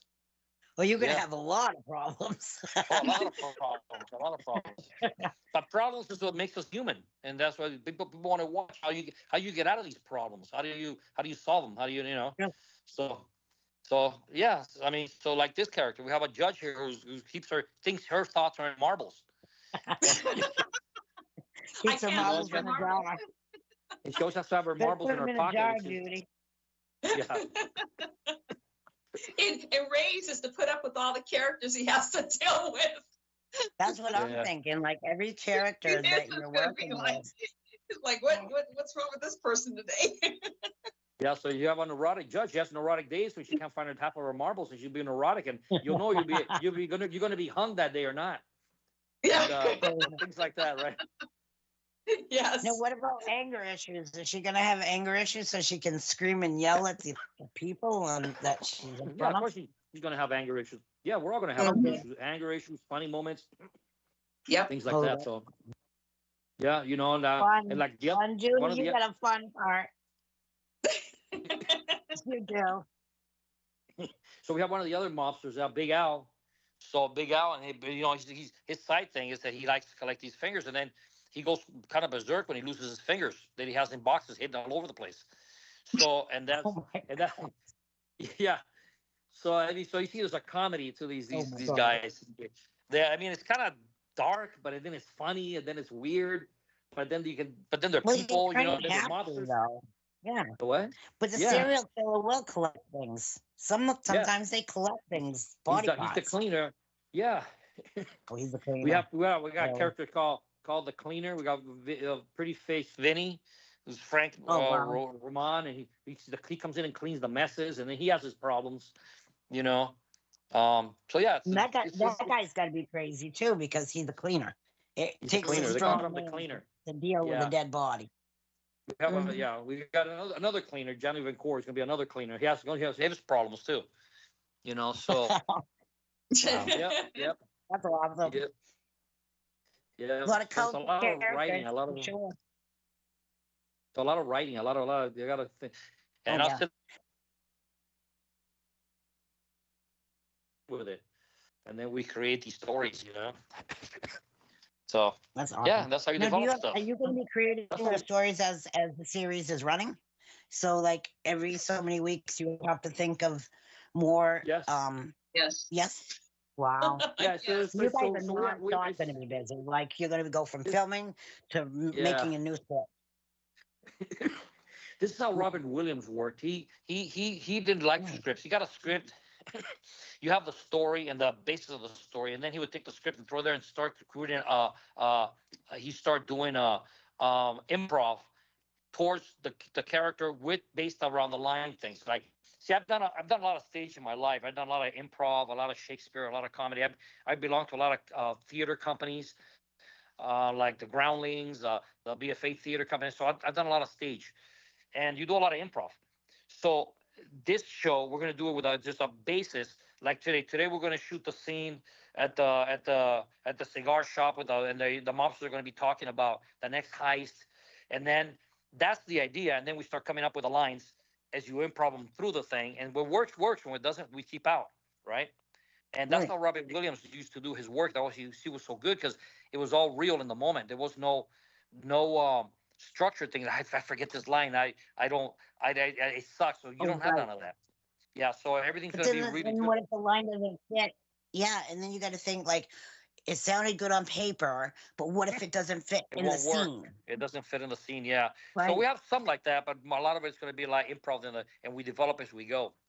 But we already have an idea how it's all going to be, and we have it all written down. But we want to do a lot of improv as we go along, a lot of improv with it. So make I it love bring the that. reality to it. Yeah, and not just So something else. you're doing the series, and then you're Yeah. working on another film on top of Yeah. that. Lost Realm, The Haunting Begins. Yes, that one we're set up. We're dealing with that. I got actors lined up. I got Mark Hamill, from Star Wars. I got Robert Picardo from Star Trek. Wow. We got Ernie Hudson from Ghostbusters. Who else? We have a few others. Ernie Hudson, Mark Hamill, Doug Jones. My friend Doug Jones. He's in Star Trek now. Oh, He's done yeah. all these movies. Yeah. Lee Arenberg from Pirates of the Caribbean. So we have all these people lined up. Oh, you got Lee too. That's awesome. Lee's a great actor. Oh, Lee Arenberg. We got Debbie. We got I Lee love Arenberg from Lee. you. Yeah. He's awesome. Good people. Yeah, he came through you. That's right. He did. Forgot Yeah. about that. I love him. I love he's a all nice you guy. guys. So I connect anybody Thank you. that wants to be connected, and he's a professional, and just like oh my gosh, my brain's going blank right now. I hate that it happens. I hate it when it happens. Oh my gosh. Yeah. But I love that what you're doing. I think this is going to be so much fun. This year is going to be crazy for you. Oh yeah, it's gonna be crazy. You're going to be busy. Judy's going to have you busy. You guys are going to go nonstop.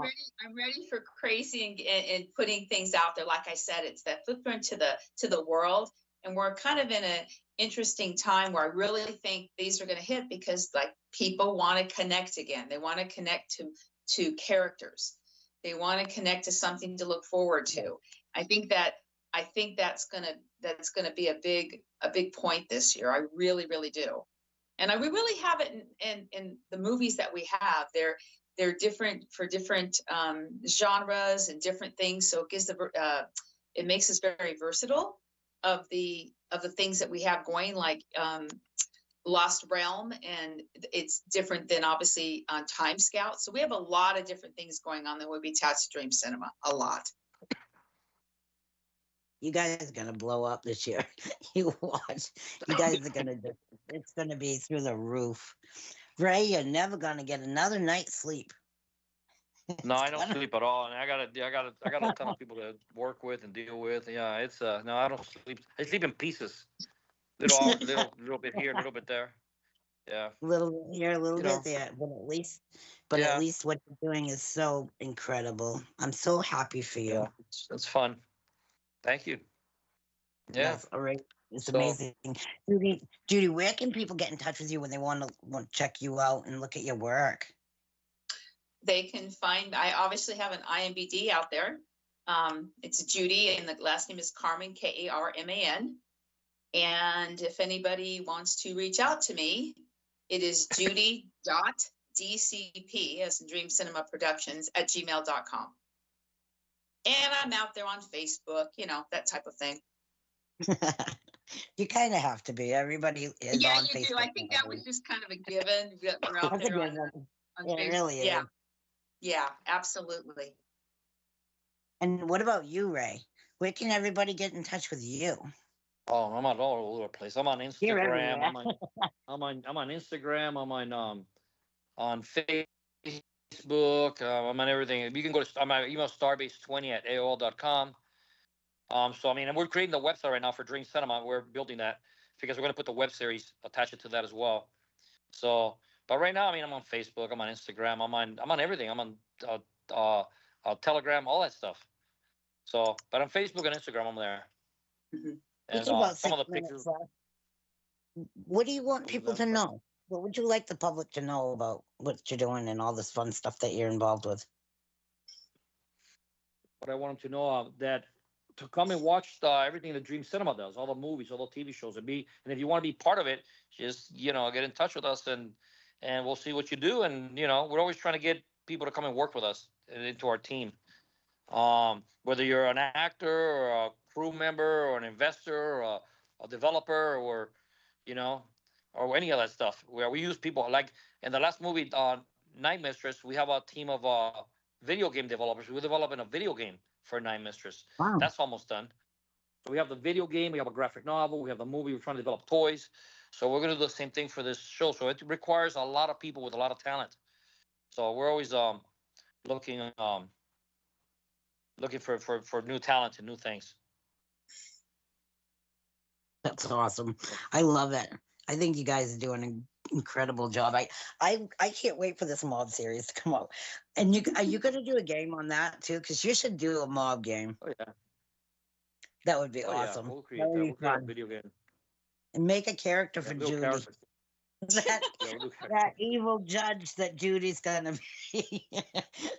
Spit She'll come with her fire own and all mar. these- She'll come with a little character with an action figure with marbles in her hands, and then it's in the little There you box. go. And the marbles have powers, right? That's Right. right. Mhm. That's Right. right. You throw the marbles and Oh, they and blow have up. the Come on, energy. you have to Yes. make it Lovecraftian then, you have to have some stuff come out of the darkness for her, at times. That's a good idea. Mark's giving me ideas. Stop it! You're killing it. My head's blowing Got up. a with lot stuff. of ideas. That's a good one. I love He's giving me Lovecraft. ideas. Lovecraft is like my favorite author. Oh yeah. Oh Joe. Oh yeah. Heck yeah. H.P. Lovecraft. Absolutely. Yes. There's I was going with John Beekler. We were going to do a couple of movies based off his stuff. He was the director he directed Friday the 13th. He was my friend, but he died a year ago, so we never got to do that. But we did a lot. We were looking at a lot of like Lovecraft. Very good stuff. I love it. With mobsters would be awesome. Hey, that's a good one. It really Love- fits yeah, the Judy. time frame too, though. Judy, write that down. Lovecraft. This I is Mark's will. idea. Yeah. We'll give him credit. This is Mark's idea. That's so Yeah, cute. that's good, Mark. I like that. Yep. Mark's a You see smart it? guy. He knows what he's doing. Yeah, of course he does.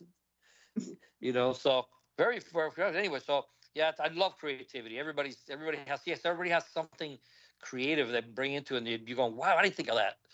You know? Because somebody else was supposed to give you the idea. Yeah. That was the meeting the other person was meant to be. Yes. Absolutely. So. Well, I'm There so you go. glad you guys came on. I'm so glad to hear all this wonderful stuff about what you're doing. It's exciting. I'm so happy for you guys. I really am. Yep. Yep. So then we're we're doing our thing, and then we're always looking for new talents and new creativity and new investors. We always need investors, people to come in and be part of it. And then we got a product placement because that keeps the shows going, Oh yeah. Oh yeah. So, And all right. especially So the yeah, web series. the And web you can series. see Yeah. what works and what doesn't work when you're filming and how Yes. the audience reacts. Now you're gonna do integration so that people can like make comments Yes. on Yes. episodes so that Actually, you yes. can What's see that where you can website called see. that Frankie was saying, Oh, Judy? is it Snapchat or something? Snapchat, is it? Snapchat or something where people Yeah. interact with you, and you go in there, you say which one's your favorite character, um, um, and what do you want to see? Oh yeah, it's going to be interactive as well. Yes. Right. Awesome. Well, thank you guys very much for coming on this evening. I really, really You're welcome. appreciate it. Well, It was a thank you for great time. having us. Well, thank you, It and was a thank good Mark time. for letting us do this as well, and you, Deborah. Yeah. Always love you guys. So we are going to take a quick break while we switch guests. And I want to thank you guys, Racer and Judy, so much for coming on tonight. We look forward to having you back on. Thank Wonderful. you. Can't wait. Thank you. Yeah. Thank you. Yeah, get with Brian Polito too. See if you can get up a new live action Lady Death movie. That would be so awesome. Oh man, that's a good idea too. Yeah, but Brian like that. Brian has the rights to all of that, so yeah. But Yeah. that would be great Right. to see a live action Lady Death. Maybe Judy could Actually, play it Lady would. Death. Yeah. Kill everybody. Judy Judy's could death. do it. He's walking death already. All right, folks. We'll be right back, and I'm gonna get Willie in the group with us, and we'll get this going. All right. Yep.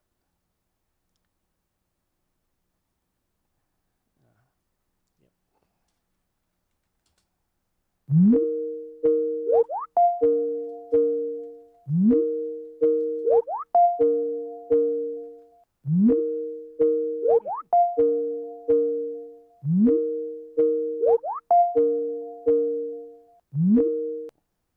Hey, Willie.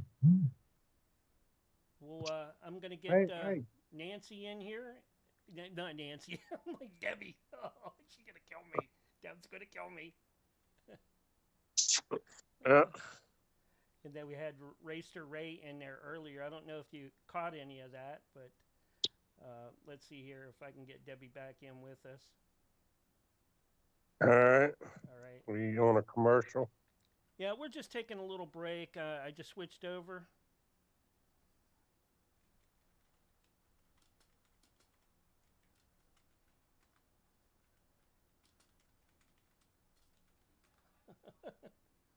All right. I don't know if Ray's coming in or not with us. Uh-oh. Let me try this again.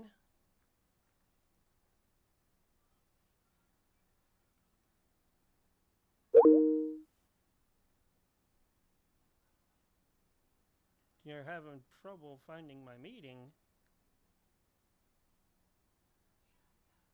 Okay. All right, let me bring Willie Back. in.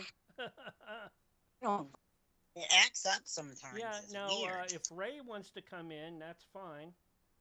I Maybe don't you know. can meet Willie and do might a gig, watch have him work with Willie or something.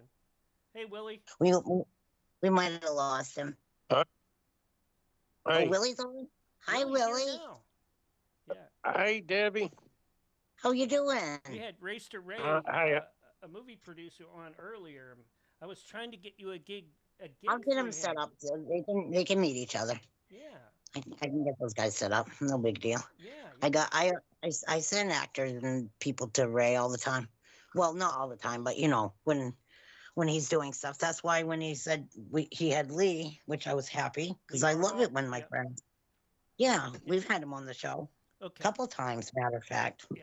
Now that we're all together, okay, whenever you're ready, let me know and I'll say go. And then you just go. Okay, now that we got Willie in. All right. Did David want to show up too? Huh? Did David want to come on? I didn't see David in the room. I didn't either.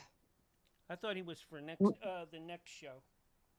He might have gotten busy. That's all right. All right. Okay, we got Willie. Yep. Willie's on. Okay. You ready, Willie? Yeah, man. Okay. Are you sure about that?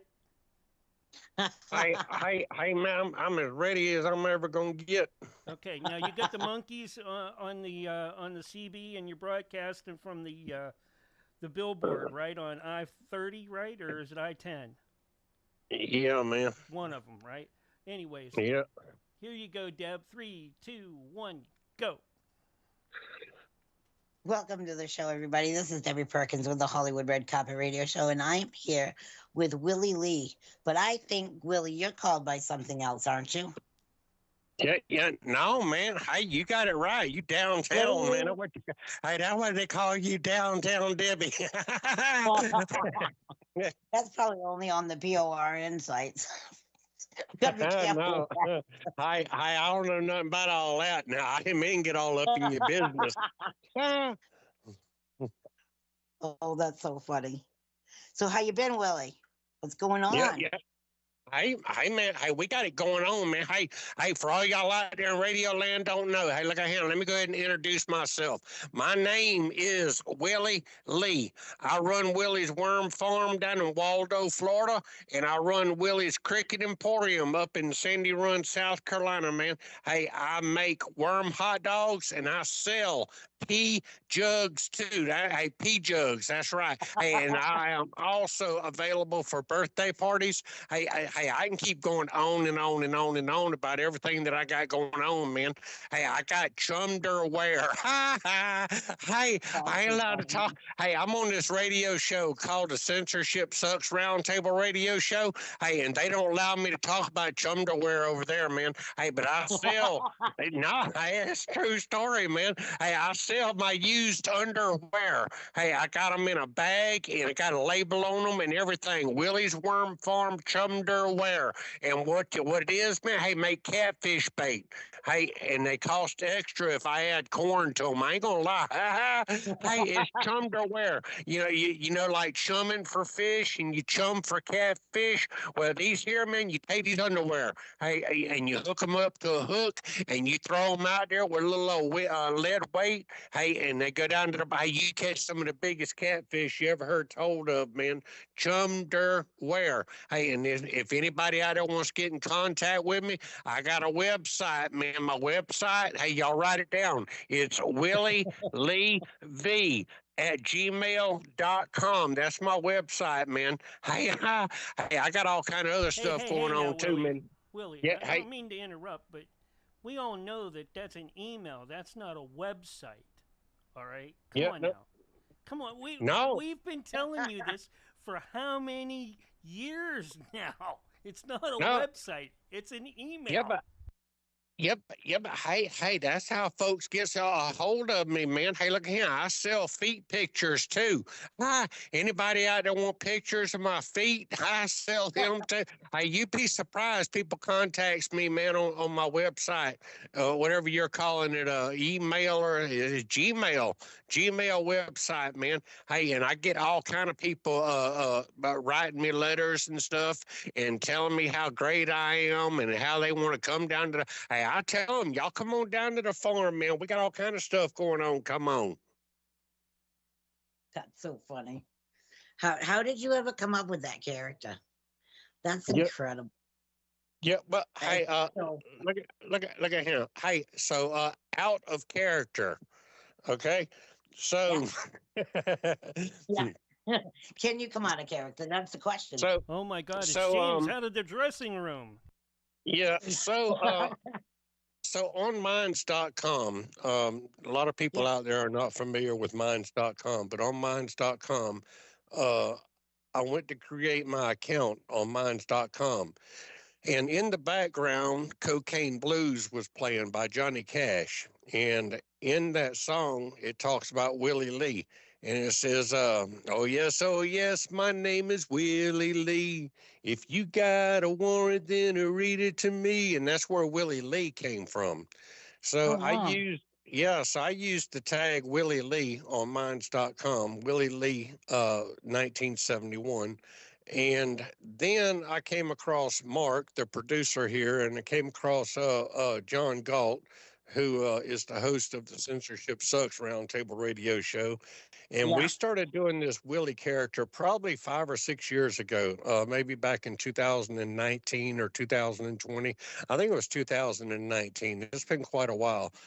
And he wanted me to do this character, and I developed the character, and it's kind of based a lot on, it's a mix between Ernest T. Bass and Jethro Bodine, along with Joe Dirt. You know, he's kind of like a nasty, gross kind of character, but he's also lovable at the same time.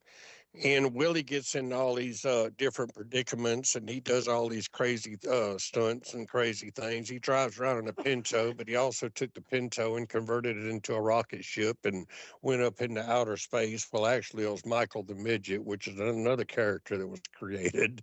Michael the Midget stole the Pinto with the rockets on the back of it and went up into outer space, and he mined all these asteroids and came back down and hid the asteroid rocks from Willie, and apparently it's a mystery even today where exactly those asteroid rocks are.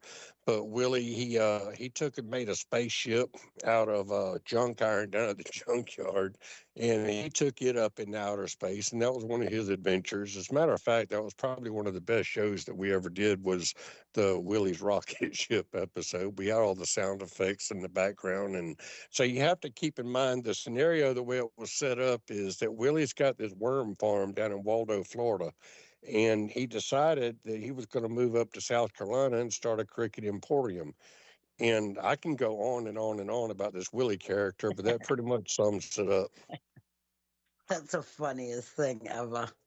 Oh yeah, It really is. It's kind of like a cross between Duck Dynasty and yeah, something a like mountain that.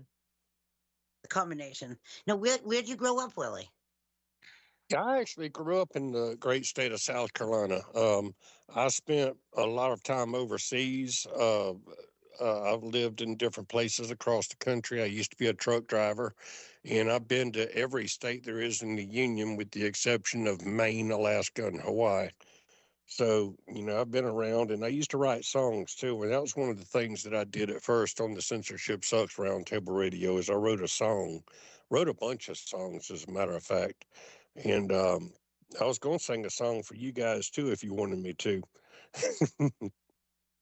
Mark, can he sing a song for Sure. us? If he's going to do Lucky 7 or one of those really greats from the original skits Yeah, that we've done, yeah. of course, of course. Yeah, we're not going to do Lucky 7. I've got that other one about Railroad Bill, but I wanted to talk a little bit about you know, some of the other stuff that we had done on the show in the past. We've got Aunt Mama Lou. We've got a bunch of characters, and I can't take all the credit for, you know, the Willie portion of it. It's a 2-hour show, and Willie comes on for about 20 or 25 minutes, and we do this every Sunday night. But there's some other great characters too. Willie has a manager, and his name is Saul Good. And the part of Saul Good is played by John Galt, the host of the Censorship Sucks Roundtable radio show. And Saul Good is Willie's manager. But Saul Good doesn't do a very good job of managing Willie. He's supposed to be taking care of all of his music contracts and his book contracts and commercials and taking care of his money too. Willie is under contract with, and Saul Good does not know that I'm on this show tonight because Willie didn't get permission from Saul to be on here. But Willie, you know, he wants to step out a little bit and broaden his horizons because Saul Good is not doing a very good job. But we've got other characters on the show too, such as Aunt Mama Lou. And Aunt Mama Lou was played by Univation Nation. Aunt Mama Lou is Willie's wife, but she used to be his sister. Then she became his mama, and then she became his wife. And what happened is, we created this character of Aunt Mama Lou. And what happened is, Daddy, Willie's daddy, he'd married Aunt Mama Lou from down there at the church, or married Miss Dorothy from down there at the church. And Miss Dorothy had a daughter named Lou. Well, actually, Miss Dorothy had 23 daughters altogether, but one of them was named Lou.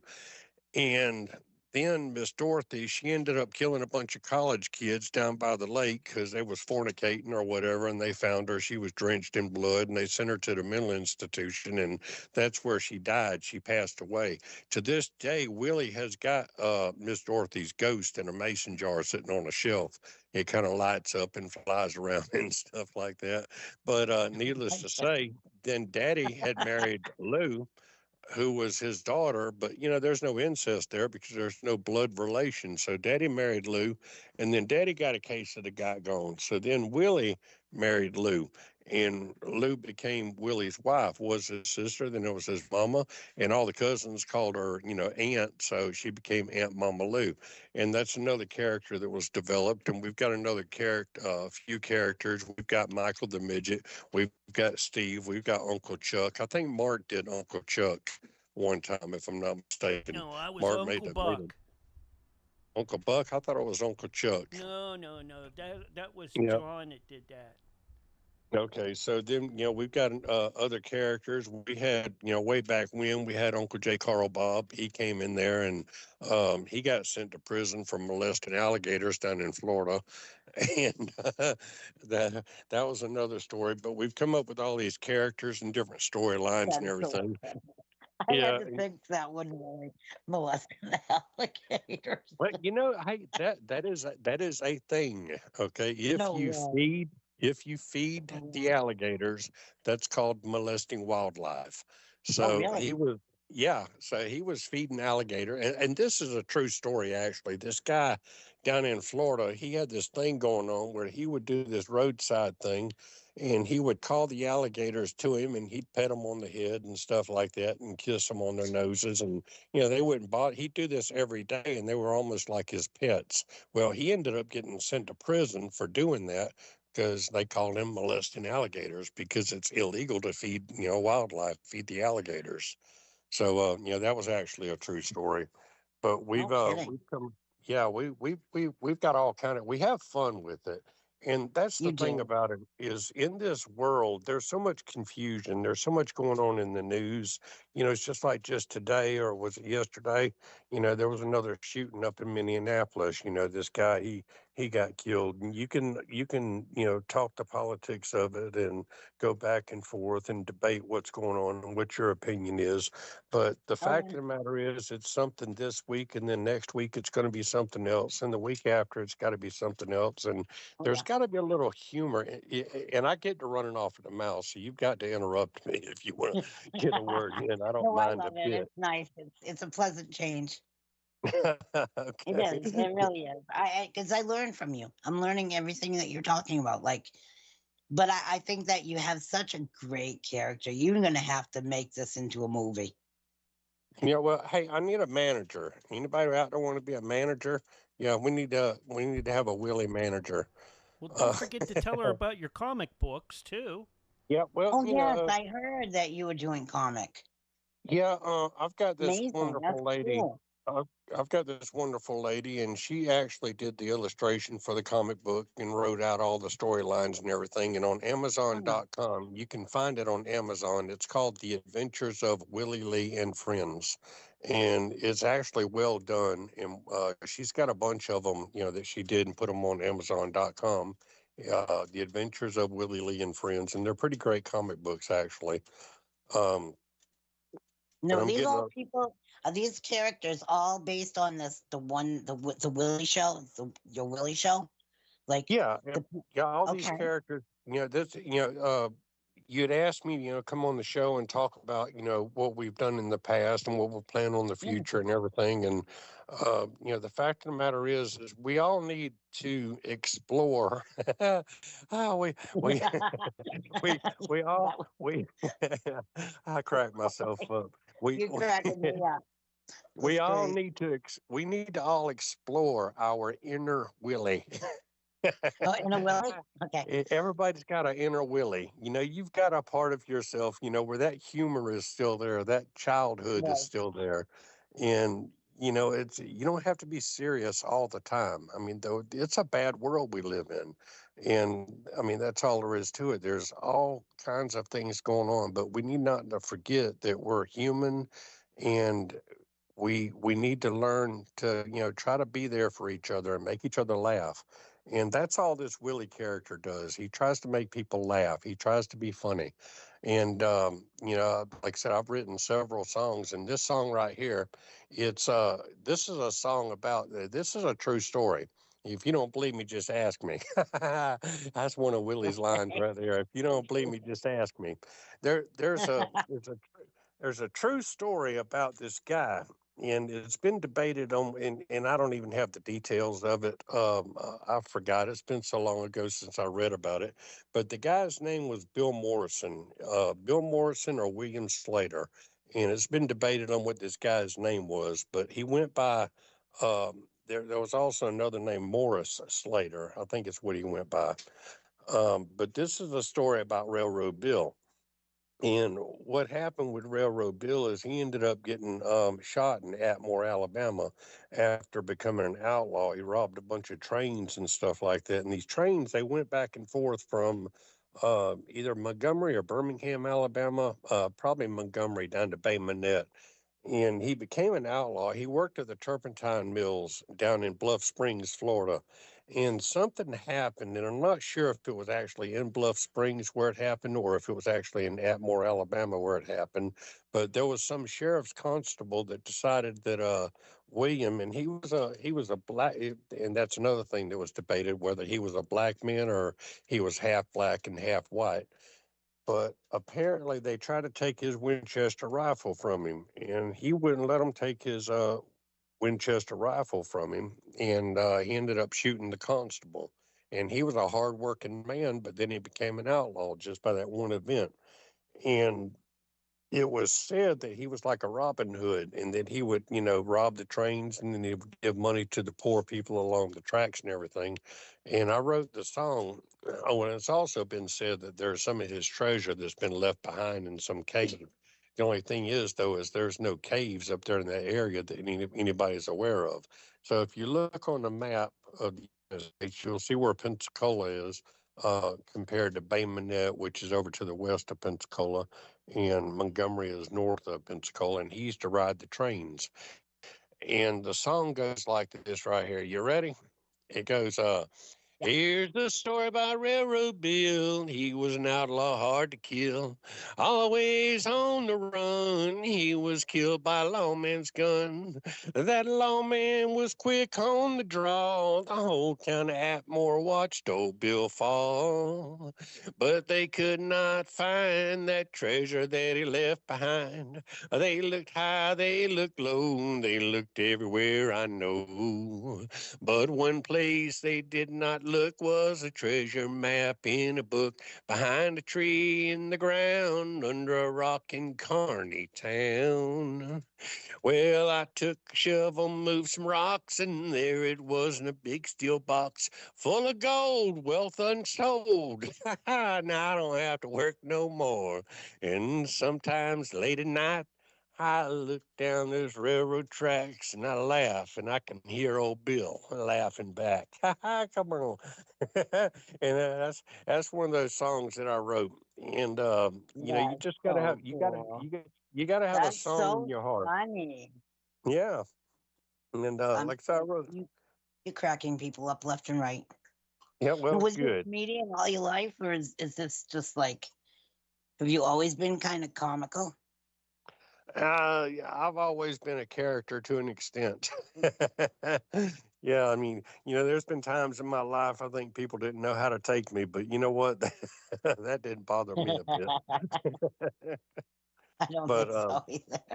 yeah, yeah, I grew up in the great state of South Carolina. I moved down to Savannah, Georgia. When I was a teenager, and then my dad, he was in the military, and we moved to Germany, and I went to school, went to high school in Germany, and then I came back stateside, and then went back to Germany, and ended up getting married over there, and then that didn't work out, so I ended up coming back to the states and moving back to South Carolina, and then I ended up down in Florida. Spent 30 years in Florida. And the thing about it is everybody's got a story to tell. Everybody's got something they've gone through, something they're going through. You never know what somebody's going through. So, be nice. That's true. You never know what anybody's going through. That's a fact. Exactly. Bringing laughter into their life and making them smile and laughing is medicine. Yeah. Yeah. No doubt about it. Yeah. No doubt about it. And, you got to be thankful. I'm thankful to Mark. Mark gets on my nerves. Your producer, he does. That Mark, he's aggravating, and I'll tell him to his face he's aggravating. But you got to love Mark, and I appreciate Mark for allowing me the opportunity to put my voice on the air, and and get some of this out there to people that may need a laugh, need a smile.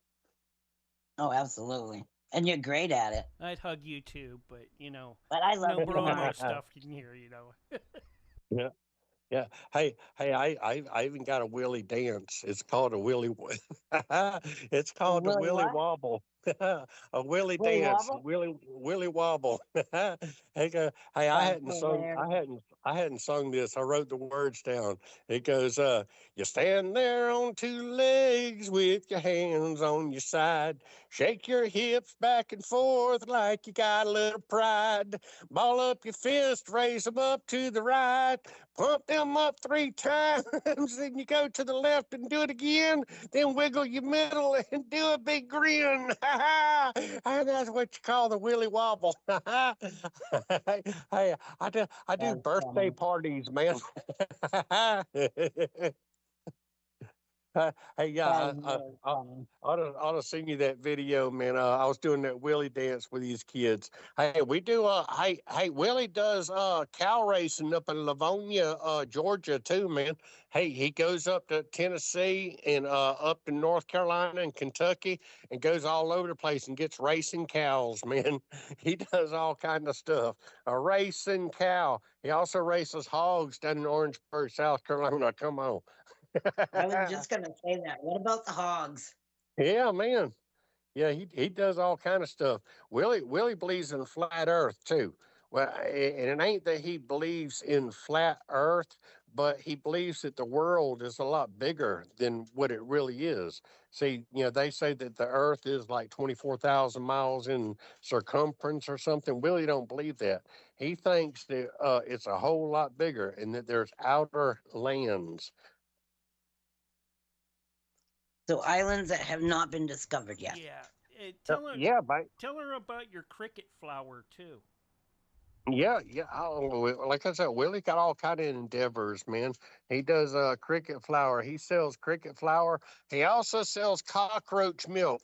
Now, you think that sounds nasty or sounds dirty or whatever, cockroach milk?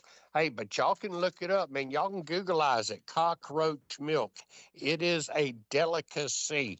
I ain't lying, man. Like I said, if you don't believe me, just ask me. I'll tell you. Like hey, Willie, what Willie does too is he broadcasts live from a billboard. That's what Mark was talking about earlier. He gets up, he got a ham radio, CB radio, and he'll broadcast live from the billboard, man. Hey, and right now he's up there on I-26, and he'll broadcast over to down to I-10 and over to I-75 and down into I-20. Going across the whole daggum south. And Willie ain't allowed to say daggum on the radio normally, but I guess maybe y'all can make an exception with me right now because he broadcasts live across the whole dead southeast, man. Come on.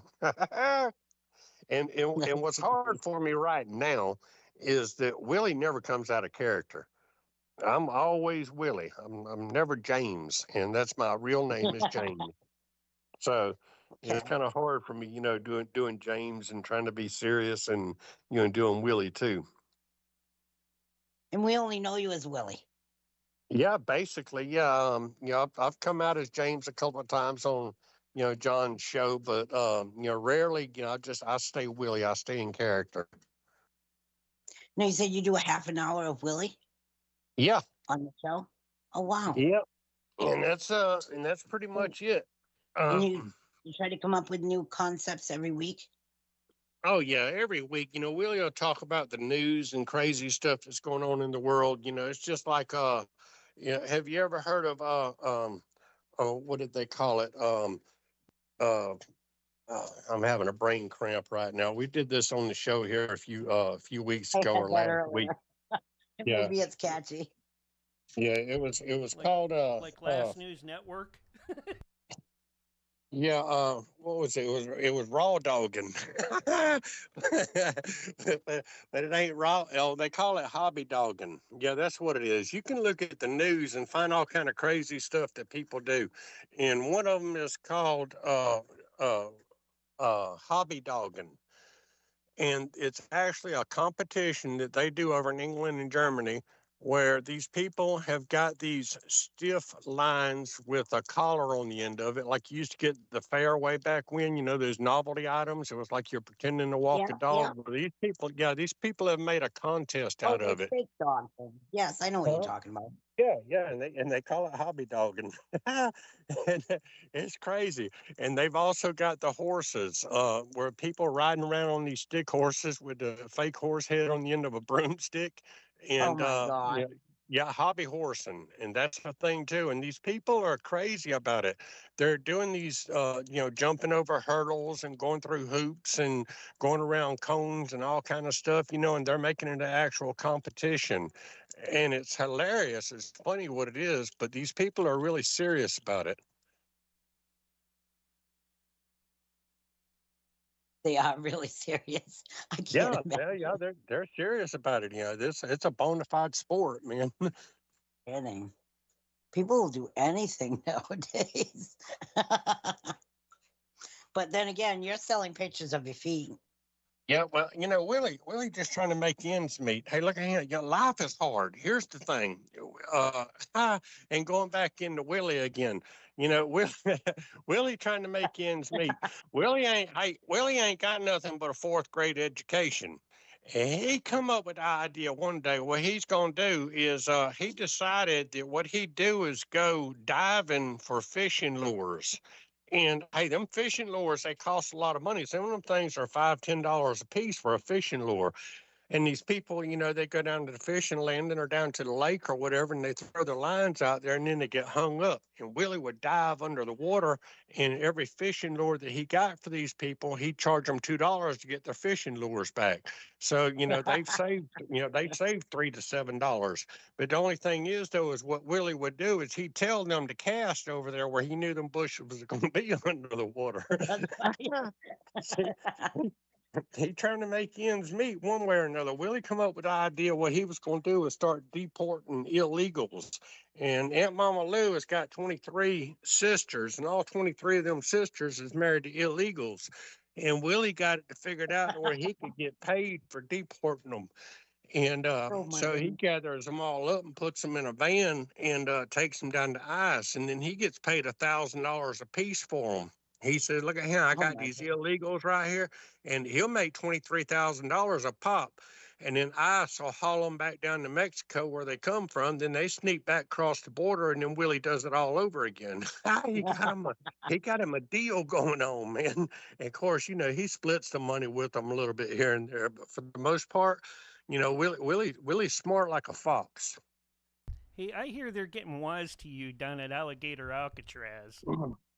Yeah, well, yeah, that's another thing too. What is Willie got a alligator ton, Alcatraz? huh? What's alligator Alcatraz? Oh, look at him! No, hey, these people, they built a detention center down there in the middle of the Everglades. It's the dumbest thing you ever thought about in your entire life with all the hurricanes that come through there. But they built an ice detention center down there in the Everglades, and they call it Alligator Alcatraz. And they've got all these illegals, that they put in there until they're getting ready to be deported out of the country or whatever. And they call it alligator Alcatraz. And it's the dumbest in the world. First off, it's in the middle of a swamp. It's snakes all over the place, alligators all over the place, ridden with mosquitoes all over the place. I mean, it's a god awful place. The air conditioners don't work half the time. They took this airport and turned it into a prison, basically, for illegals and all the Republicans. And that's something else too. People decide they're going to take sides. Oh, I'm a Republican or I'm a Democrat or I'm right and I'm left and we can't be friends. And, and that's just a bunch of bull too. The fact of the matter is it don't matter whether it's Republican or Democrat, every last one of them's crooked. And that's all there is to it. Hey, I like Donald Trump. Don't get me wrong. Donald Trump, he's a heck of a lot better than what Kamala Harris or Joe Biden could ever be. And Joe Biden, by the way, he died probably 10, 15 years ago. That man ain't never been president. I missed the auto pin. Donald Trump got a picture of Biden in the Probably White had a House. crack incident with his You see son. that? With his Oh, yeah, son. That boy. and to see Debbie, and it's great that you bring that up. That's another good point. There's never any accountability for all these transgressions that people are perpetrating upon the world, upon the population. You hear about all this stuff, and Hunter's laptop this, and Joe Biden's in on it, and then the uncle's in on it, and then all this stuff Hillary's doing, all this stuff Obama's doing, and all this stuff everybody's doing, and there's never any accountability. Where are the arrests? Pam Bondi came in there, and she was supposed to arrest a whole bunch of people for a whole bunch of different things. I ain't seen no arrest. These people, they just get away with We whatever would they have want heard to get about away that. with. Huh? Yeah. Well, they're getting away with it. Yeah. They just get away with it. I mean, now that he's not in office, now he thinks that his son can just get away with it. But they embezzled so much money, and the kid was just spending it on drugs. Yeah. I mean, the whole thing with Burisma and his involvement with, that company in the Ukraine, and then they fired the prosecutor that was, and Joe Biden admitted it. It's a quid pro quo. He's like, okay, well, give us the money, or you need to fire this guy, or you don't get the money. And he admitted to it, that they had to fire this guy, or they weren't going to get this $6 million that the United States was going to give them, or what, $6 billion or whatever it was. It's the whole thing. It's like you hear about it in the news, and oh yeah, that's a bad thing, but then guess what? Next week it's something else, and the next week it's something else, and the next week it's something else, and then years and years and years go on. And guess what? There still has been no accountability for what happened with 9/11. Is there going to be any accountability for what's going on with the whole COVID scam? That was all a scam. That's all there was to it. I thought that was too. I never had the shots. I always thought that was something that was forced upon all these Americans, and actually people in the world, but they were untested drugs. And I would never put something that was not pre-tested for years, not just for like a few months like they were doing. Then all those people that died. So like the medication that they were putting in humans' bodies, and then the tests were supposed to be falsified, like the testing that you take were not legit or were of course not right. They were just not right. So people were thinking that they had COVID when they didn't, and it was sad. It was very sad. Yeah. And there again, where's the accountability? There's countries out there, apparently they're supposedly they have arrest warrants out for Dr. Fauci, and he's not allowed to go in these different countries or whatever. But, where's the accountability? We're all suckers. That's what happened. They think that. And then they were forcing people. If you went to a job, you had to have that shot. What if those shots 10 years from now cause people to be sick with cancer? And because they did not do the testing for years on the whole thing. I mean, it just came out of the blue, and then they forced people, and then they said that you couldn't, and then we were all stuck at home. People wanted to kill their partners. I mean, it was, thank God we're not sitting in that situation anymore. But the whole point was What good did it do for all the people? And it's like, you couldn't even walk into Walmart and buy seeds. They put saran wrap around the seeds so you couldn't buy them. And you could only buy certain things. It's all crazy. And what happened at that point in time is all the mom and pops went out of businesses. Walmart, they could stay wide open. Target, they could stay wide open, but all the mom and pops, they had to shut down. I do know That, that a lot of businesses did lose yeah, their ability to even have their own. Like you said, the small businesses all lost out. Nobody was prepared for such a thing. But like, when would we ever think that would ever happen? Like in the real world, like we would never ever thought that the whole world would be getting sick all at once. And then all of a sudden now it's gone and it doesn't exist anymore and there's nothing going on and we're not, exactly. like all of a sudden gone. Just as quick as it came into the news, it went out. Exactly. It's all a test. It's I all a think test so. to see what the world will buy. Donald Trump just recently, what was it, yesterday or today, got us out of the World Health Organization, which I think is an awesome thing. And I wonder, like, what would they do if the people that did get the shots now down the road here end up getting sicker, or they have something like cancer from it? Because anything that's not meant to be in your body is foreign object. Well, that's just it too. Is there's no liability against the companies that Pfizer, Moderna, all these other companies. They are immune from any lawsuits due to the vaccines. Now, I noticed that in the news just recently that this ICE, they're everywhere. They're in my state. They're in like major cities. They're busting people left and right. But they're also pulling innocent people out of their vehicles just Yep. because of the way they look. And Yep. it's causing people to be afraid. I mean, they're Right. with not even like they arrested right up here in Maine. They arrested a gentleman who was a corrections officer. Yeah, I saw that. Yeah, they yanked him right out of his vehicle, and Yeah. I mean, the people are videotaping them. They're getting shoved. They're getting shoved and pushed, and their phones are getting hit out of their hands. I mean, there's a lot going on with that, and I don't. What good is that going to do? Well, you I mean, saw the guy that they shot today or yesterday, right, in the streets? I actually didn't catch that video, but I heard about it. Yeah, well, they shot that guy graveyard dead. This guy was, he was an all around stand up guy. He was like a nurse. He was a vet. He worked at the VA hospital. He was like a mountain climber, and he was out there just basically filming. And apparently, what happened is ICE had tried to jump on this lady or something. He was trying to protect the lady, and then they jumped on him. And he had a weapon on him, but he never drew his weapon. His hands were up in the air the whole time when they jumped on him. And it wasn't until they got him on the ground, and he was licensed to carry. And they got him on the ground and they disarmed him while he was on the ground, took his gun out of his holster, and then they just shot him just like he was a dog in the street, just shot him graveyard dead.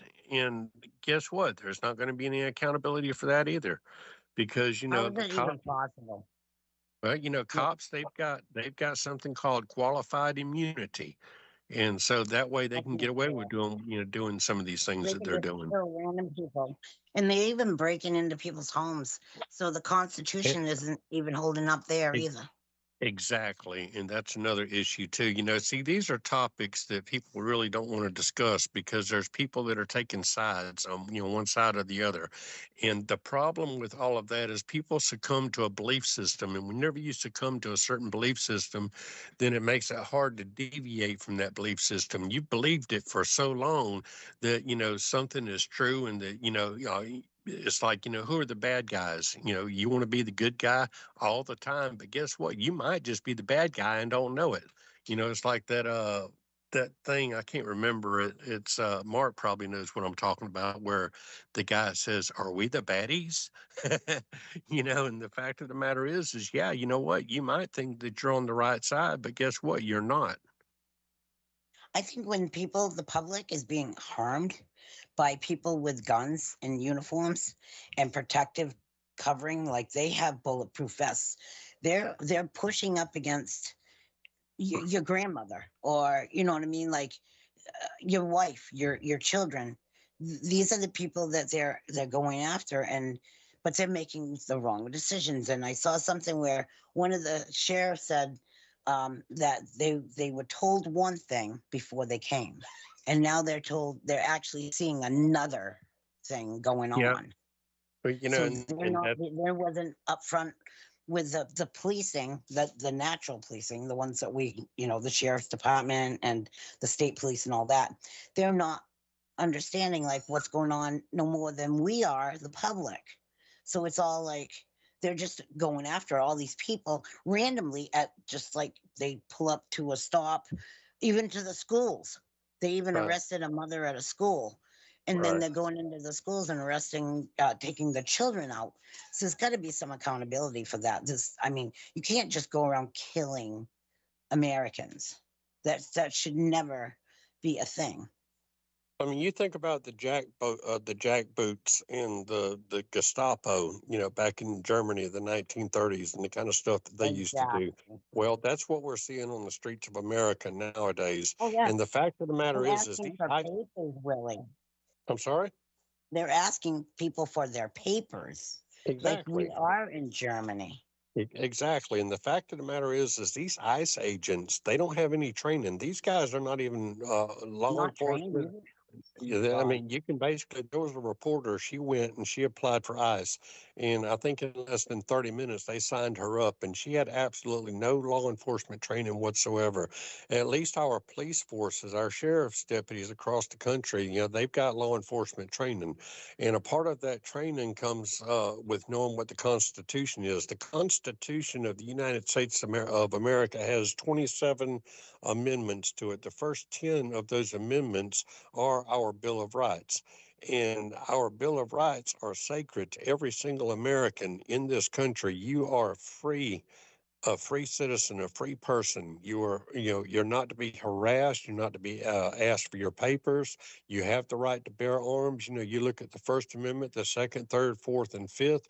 Those are our main ones. Well, maybe not the third so much. I think the third has to do with harboring soldiers during times of war or something or another. But in any case, that's neither here nor there. We have rights. And these ICE agents, they don't realize that we do, in fact, have rights. What they're doing on the streets now, these protesters are out there and they're protesting. But guess what? That's their right to protest. I mean, that's all there is to it. It is, and they're still attacking them too. And I've seen like some videos on that as well. But I'd also seen like in New York, there are thousands and thousands of people that want the whole situation to stop because we're all afraid of these people because they're entitled. They have like some special entitlement. I had to walk out of the room for a second. I'm sorry about that. I have to. I got 3 puppies, guys. Nothing I can do about it. Oh yeah, that's exactly right. But no, I mean, like what I've been witnessing on the different news channels is like, this is insanity. This is really scary. I'm afraid that innocents are going to get killed, or it's going to traumatize the children. Yeah. They already are. I see it on Facebook all the time. These people, support ICE, support ICE, support ICE. Hey, I get it. You want to be on the side of good. You want to be on the side of law. But some of the stuff that these people are doing is just unreal. They don't believe in the Constitution. They believe that they can do exactly what it is that they want to do without any consequences. And guess what? So far, it's worked for them. Because they're not trained. Yeah, well, exactly. They're not trained. But I mean, it's really there's even police departments across the country that will say that if you were a member of ICE, you're not hireable by our department. Oh my gosh! Yeah, I mean, there's a lot of them. Yeah, there's a lot of police departments and sheriff's departments out there that have, put out memorandums to ICE and said, you know what, if you break the law, we will arrest you. But a lot of these guys are out. But trust me, I sit around and I look at video after video after video of stuff that's going on in this country, world news, and whatever the case might be. And some of the videos I see are where they're busting into people's houses and breaking down their doors and asking for papers. And guess what? That's not what our country is all about. I understand the need to police the community of illegals or whatever the case might be, but the way that they're going about it is just not right. And and it's nothing new. It really isn't. During the Clinton administration, they remember Elian Gonzalez. They busted into these people's houses and snatched up this kid and took him back to Cuba. I mean, they didn't have Wow. any warrants or anything. Yeah, They see, I busted didn't into hear about that people's one, but house. What's that's that? insanity. That's insanity. I didn't hear about that one, but it's just insanity because nobody's going to be safe in their own home, on their own property. The money that they earn all their life to pay for a house, Right. you're not safe. You're not safe. How is that even possible in this day and age? Well, some things makes you wonder. That's all I can say, and that's why there's that Willie character, and that's why There's that Willie's out Willie there. character. It's like you see it going on around you, and this week it's one thing. Last week it was Renee Good. This week it's the guy, I can't remember his name. I think it's Alex. Alex Petty is the guy's name, if I remember correctly. The guy that was shot, today. And guess what? Next week it's going to be something else, and next week it's going to be something else. And if you look at what's going on across the world, there's all kind of problems down in Africa. There's all kind of problems with Israel and Gaza. There's, everything going on with Russia and the Ukraine, and it's all confusion. And we need to try to stay focused and not be confused. But there's just so much that's going on in the world, and we can't do anything about it. You're going to sit there in your house, and it's just like I remember my mom one time we were talking about Vietnam, and during that point in time, all the average person wanted to do was plant their rice paddies. That's all any of us want to do. We just want to plant our rice paddies. We want to go to work. We want to come home. We want to spend time with our families. We want to be happy. But the conflicts and confusion that are created across the world are controlled and dictated by higher powers. You've got to know that all of this is not by accident, and that wars are purposely created in order to justify the vast military complex. And that's basically what it boils down to. It's about money, it's about power, It's it's about about money. greed. And like I said, I like Donald Trump, don't get me wrong, but don't think that he's not being enriched by his presidency. He's made literally billions of dollars in deals across the world with his golf courses in Vietnam and his shenanigans with the whole thing with what was that country? I can't remember. Was it Qatar? Where I can't remember the country right now. I'm having a brain cramp. But these people are terrorists that he's making deals with, and he's making money hand over fist by the time it's said and done with. So in that regard, Trump's not really any better as far as being a part of the establishment. And you've got the higher powers. And do we even want to talk about Israel on this show? Because it starts getting really deep when you start talking about who Netanyahu is and where he came from, and you Oh start yeah. talking about the Bolsheviks and the Mensheviks and the revolutions and everything that Right. happened, prior to World War II, and why it gets crazy, it gets convoluted. You ever ask yourself, Willie, if it's all just a distraction so that we don't, so what they're really doing, we're over here thinking of this over here, but they're over on the other side doing something different. Like, Debbie, like when they're see, causing something. that's one of my peeves is people will say that they're doing this to distract you from that. Like you can't pay attention to this and pay attention to that. And the fact of the That's what matter I is, think too. yeah, I mean, it's not only this, it's not only that, but it's that and that and that and that and that and that and that and that. And then you got something else going on. It's like, what do you focus on? You know that this world that we live in is an evil world. It was designed that way. Peace is not meant for this world. Men have been fighting each other for thousands and thousands and thousands of years. That's not what the world, and I don't know if you know how religious you are or whatever the case might be. I'm not religious, but I do believe in God. I believe in Jesus Christ as my Lord and Savior. Those two statements, that's the bottom line.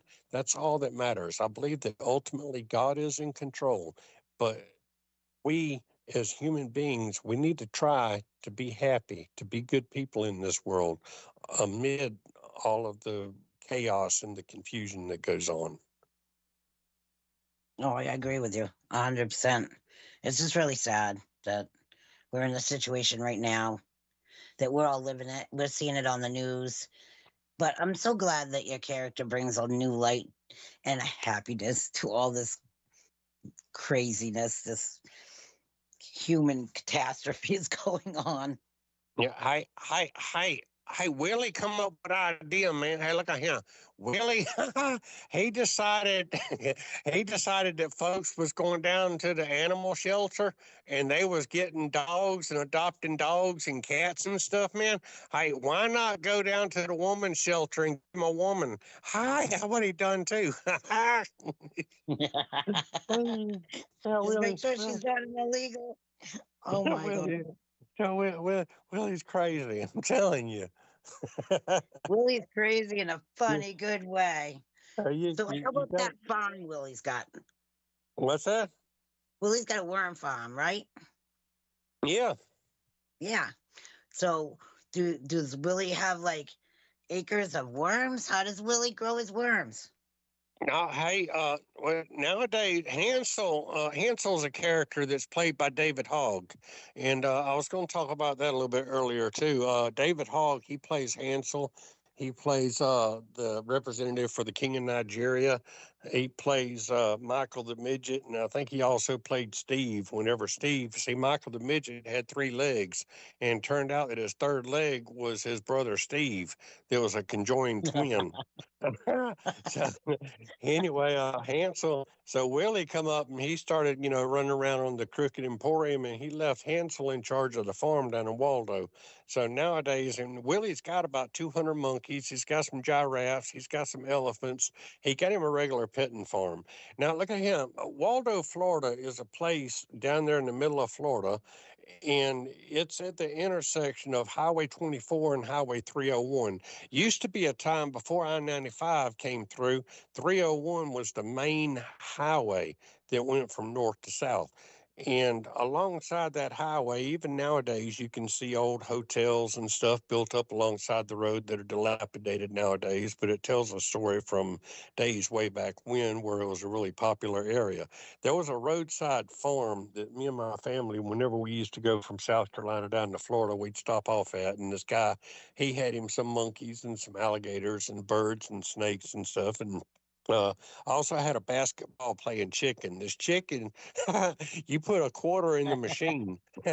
You put a quarter in the machine, and this little ball, little ping pong ball, would float up on top of the air, and the chicken would peck at it and cause the ball to go into a basket, and then the chicken knew it was going to get fed. He was a basketball playing chicken. So Willie got him a basketball playing chicken too, and about 200 monkeys and all this other stuff. And he had like a little roadside farm going on there down there in Waldo, Florida. And then he started messing around up in South Carolina and started his Cricket Emporium where he sells cricket flour.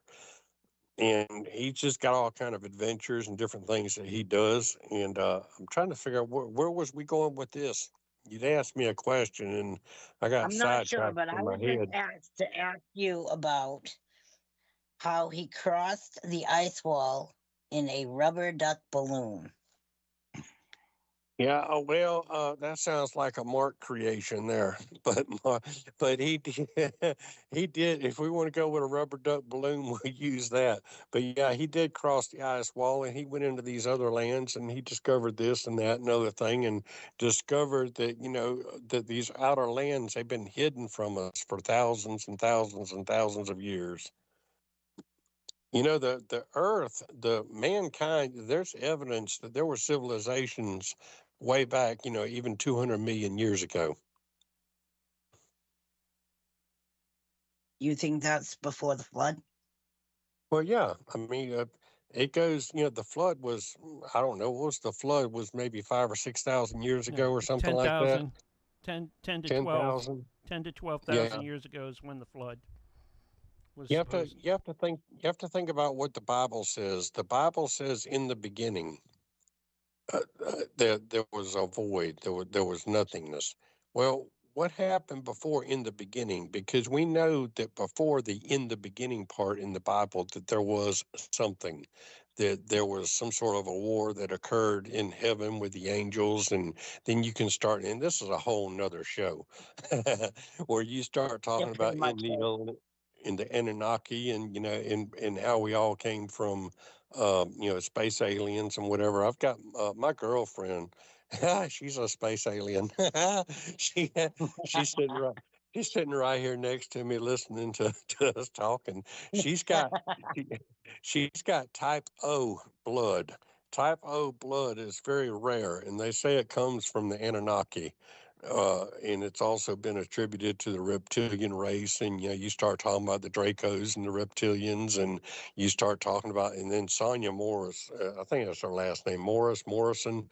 She's a part of the Galactic Federation. And Well, you start I hate to talking cut about you the off, galactic. Willie, but I've been given the thumbs up that we have to say good night. Oh, Lord But have I love mercy. this. Willie, come back on. We'll have more fun. Well, you know what? I'm always here anytime you need me or want me. I Will you love still that. Thank need you so me? much, Will you Willie. still feed me? And Flat everybody, Earth. please tune into Willie's show, Censorship Sucks. Enjoy watching and learning more about Willie Lee, the worm farmer. And what else are you? Extraordinaire. Chumderware extraordinaire. Thank you, Willie. Thank you, everybody, for tuning in this evening. Thank you, Mark. You're welcome. All right. All right. I guess that's it for tonight. Yeah, that's going to be it for tonight, unless you want to do an after show.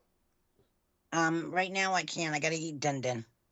Okay, then next week. I'm going to stick around, but I will get us hosted out to some cool places before we head out. So if you're out there, we're going to go over to the Great Conspiracy. Thanks, Willie. Awesome. Thank you so much.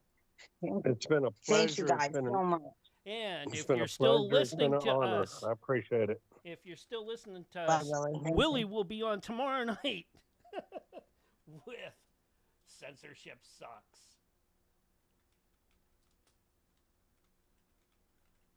All right, let me host over there, and I'm gonna get us out of here. Thanks, everybody.